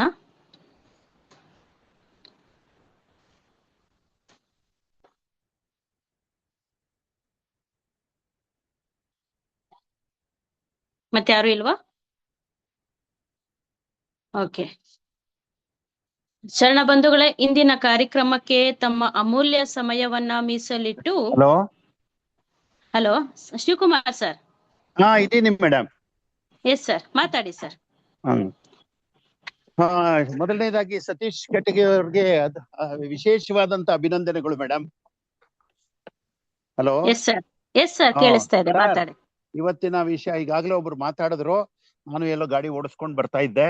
ಹಾಗಾಗಿ ವಿಶೇಷವಾಗಿ ಇವತ್ತು ನಾನು ಒಬ್ಬ ಕಾಮರ್ಸ್ ಮೇಸ್ಟರ್ ಆಗಿ ಕಮ್ಯುನಿಕೇಶನ್ ಅನ್ನೋ ಒಂದು ದೊಡ್ಡ ಚಾಪ್ಟರ್ ಅನ್ನೇ ಕಾಲೇಜಲ್ಲಿ ಪಾಠ ಮಾಡ್ತಾ ಇದ್ವಿ. ಹಲೋ ಸರ್, ಮಾತಾಡಿ. ತಮ್ಮ ಧ್ವನಿ ಕೇಳಿಸ್ತಾ ಇದೆ, ಮಾತಾಡಿ. ಕೇಳಿಸ್ತಾ ಇದೆಯಾ? ಹಾಗಾಗಿ ಹಲವಾರು ವಿಚಾರಗಳನ್ನ ಅವರು ಇವತ್ತು ಉಲ್ಲೇಖ ಮಾಡಿದ್ರು. ಸಮಗ್ರವಾಗಿ ವಚನ ಸಾಹಿತ್ಯ 12ನೇ ಶತಮಾನದಲ್ಲಿ ರಚಿತವಾದಂತ ವಚನ ಸಾಹಿತ್ಯದ ಪ್ರಕಾರಗಳಲ್ಲಿ ಇವತ್ತು ವರ್ಬಲ್ಲು, ನಾನ್ ವರ್ಬಲ್ಲು, ರಿಟರ್ನ್ ಕಮ್ಯುನಿಕೇಶನ್ನು, ಅದರ ಪರಿಣಾಮಗಳು ಯಾವ ರೀತಿ ಜನರಲ್ಲಿ ಅರಿವನ್ನ ಮೂಡಿಸ್ತದೆ ಎಲ್ಲವನ್ನ ತುಂಬಾ ವಿವರಣಾತ್ಮಕವಾಗಿ ತಿಳಿಸಿದ್ದಾರೆ. ಅವರಿಗೆ ಅಭಿವಂದನೆ ಮೇಡಮ್. ಹಾಗಾಗಿ ಇವತ್ತು ಅವರು ವಚನಗಳು ಅಂದ್ರೆ ಈಗ ಅವರ ವಚನಕಾರರು ಅಂತರಂಗದಲ್ಲಿ ಮೂಡಿದ ಭಾವನೆಗಳನ್ನ ಅವತ್ತು ಯಾವುದೇ ಮಾಧ್ಯಮ ಇಲ್ದಿದ್ದ ಒಂದು ತಾಳೆಗರಿಯಲ್ಲಿ ಬರೆದಿಟ್ಟಿದ್ದನ್ನ ಇವತ್ತು ಫಾಗು ಅಳಕಟ್ಟಿಯವರು ನಮಗೆ ಅದನ್ನು ನೀಡಿದ್ದಾರೆ. ಅದು ಅವರಿಗೆ ಅದರ ಕೀರ್ತಿ ಸಲ್ತದೆ. ಹಾಗಾಗಿ ಇವತ್ತು ಕೊನೆಯಲ್ಲಂತೂ ಸತೀಶ್ ಶೆಟ್ಟಿ ಅವರು ಅವತ್ತಿನ ಜೊತೆಗೆ ಇವತ್ತು ಆಧುನಿಕ ತಂತ್ರಜ್ಞಾನದಲ್ಲಿ ಏನಿದೆ, ಆರ್ಟಿಫಿಷಿಯಲ್ ಇಂಟೆಲಿಜೆನ್ಸ್ ಇತ್ಯಾದಿಯನ್ನ ಬಹಳ ಚೆನ್ನಾಗಿ ಉಲ್ಲೇಖ ಮಾಡಿದ್ರು. ಅದರ ಒಂದೇ ಪ್ರಶ್ನೆ, ಇಷ್ಟೆಲ್ಲ ವಚನಗಳಿದೆ, ಅದನ್ನ ನಾವು ಮನುಷ್ಯರು ಇವತ್ತಿನ ಯಾಂತ್ರಿಕ ಲೌಕಿಕ ಬದುಕಿನಲ್ಲಿ ಎಷ್ಟರ ಮಟ್ಟಿಗೆ ಅಳವಡಿಸಿಕೊಂಡು ಅದರ ಪ್ರಕಾರ ನಡೀತಾ ಇದ್ದೀವಿ ಅನ್ನೋದೇ ಒಂದು ಯಕ್ಷ ಪ್ರಶ್ನೆ. ಅಷ್ಟು ಬಿಟ್ರೆ ಇವತ್ತಿನ ವಿಚಾರ ಮತ್ತು ದಿನನಿತ್ಯ ನಿಜಕ್ಕೂ 3 ದಿವಸದಿಂದ ನೆನ್ನೆ ಮಾತು ಅವಧೂತರದು ಬಹಳ ಚೆನ್ನಾಗಿತ್ತು. ಆಮೇಲೆ ಅದರ ಹಿಂದಿನ ದಿವಸದ್ದು ಚೆನ್ನಾಗಿತ್ತು. ಇವತ್ತಿಂದು ತುಂಬಾ ಅದ್ಭುತವಾಗಿತ್ತು. ಅದರ ವಚನಗಳ ಮೂಲಕ ಅವ್ರು ಹೇಳಿದಾಗೆ ಆ ವಚನಗಳನ್ನ ನಾವು ಅವಲೋಕನ ಮಾಡಿದಾಗ, ಒಬ್ಬರಿಂದ ಒಬ್ಬರಿಗೆ ತಿಳಿಯಪಡಿಸಿದಾಗ ಒಬ್ಬರಲ್ಲಿ ಅರಿವು ಮೂಡ್ತದೆ, ಒಂದು ಜ್ಞಾನ ಉತ್ಪತ್ತಿಯ ಕ್ರಿಯೆ ಆಗ್ತದೆ. ಆಮೇಲೆ ಅವರ ಸಲಹೆಗಳ ಪ್ರಕಾರ ಯಾವುದೇ ಒಂದು ಶಾಲೆಗಳಾಗ್ಬೋದು, ಕಾಲೇಜುಗಳಾಗ್ಬೋದು, ಎಲ್ಲೋ ಒಂದು ಆ ವಚನಗಳ ಫಲಕಗಳನ್ನ ಹಾಕಿದಾಗ ಯಾವುದೋ ಒಬ್ಬ ವ್ಯಕ್ತಿ ಆ ಒಂದು ವಚನವನ್ನು ನೋಡಿದಾಗ ಅವನಲ್ಲಿ ಒಂದು ಅರಿವು ಮೂಡ್ತದೆ, ಇಂದು ವಚನ ಸಮಾಜಕ್ಕೆ ಈ ತರ ಸಂದೇಶವನ್ನ ನೀಡ್ತಾ ಇದೆ ಅಂತೇಳಿ. ಹಾಗಾಗಿ ಜನರು ಮಾಡುವಂತ ತಪ್ಪುಗಳು ಒಂದು ಅನುಪಾತ ಕಡಿಮೆ ಆಗ್ತದೆ ಅನ್ನೋ ಮಾತನ್ನು ಉಲ್ಲೇಖ ಮಾಡ್ತೇನೆ. ಅವ್ರು ಹೇಳಿದ್ದು ಒಂದೊಂದನ್ನು ನಾನು ರೈಟ್ ಅಪ್ ಮಾಡ್ಕೊಂಡಿದ್ದೇನೆ. ಅದ್ಭುತವಾಗಿತ್ತು. ನಿಜಕ್ಕೂ ಅವರಿಗೆ ಅಭಿವಂದನೆ ಮೇಡಮ್. ಧನ್ಯವಾದಗಳು ಸರ್. ಶರಣಾರ್ಥಿಗಳು ಸರ್. ಕೈ ಆಟ ಆಡ್ತಿರೋ.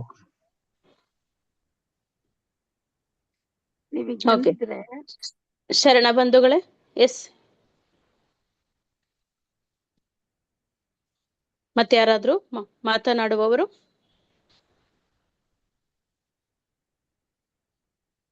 ಓಕೆ.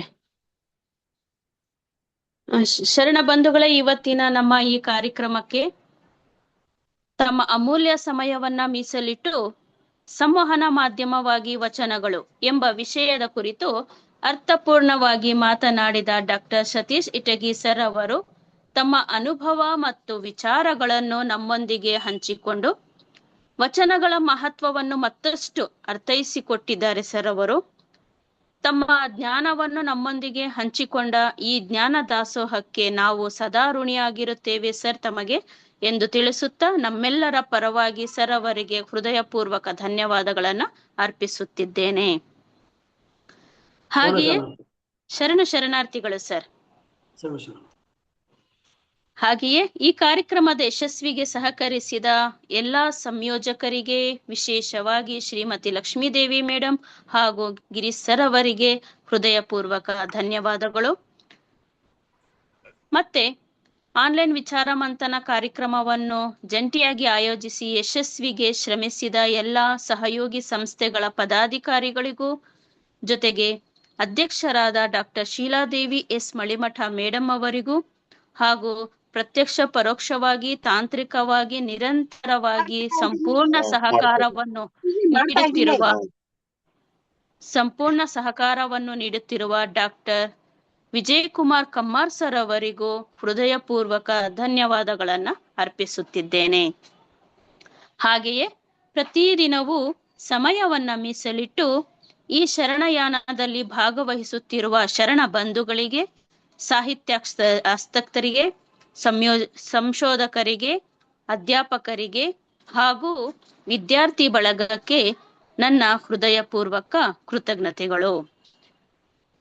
ವಚನದಿಂದ ವಿಚಾರದ ಕಡೆಗೆ, ವಿಚಾರದಿಂದ ಆಚಾರದ ಕಡೆಗೆ, ಆಚಾರದಿಂದ ಬದುಕಿನ ಪರಿವರ್ತನೆಯ ಕಡೆಗೆ ಸಾಗೋಣ ಎನ್ನುತ್ತಾ ಈ ಶರಣಯಾನ ನಿರಂತರವಾಗಿರಲಿ, ಇದೇ ಆಶಯದೊಂದಿಗೆ ಇಂದಿನ ಕಾರ್ಯಕ್ರಮಕ್ಕೆ ವಿರಾಮವನ್ನು ನೀಡುತ್ತಾ ಎಲ್ಲರಿಗೂ ಶುಭರಾತ್ರಿ.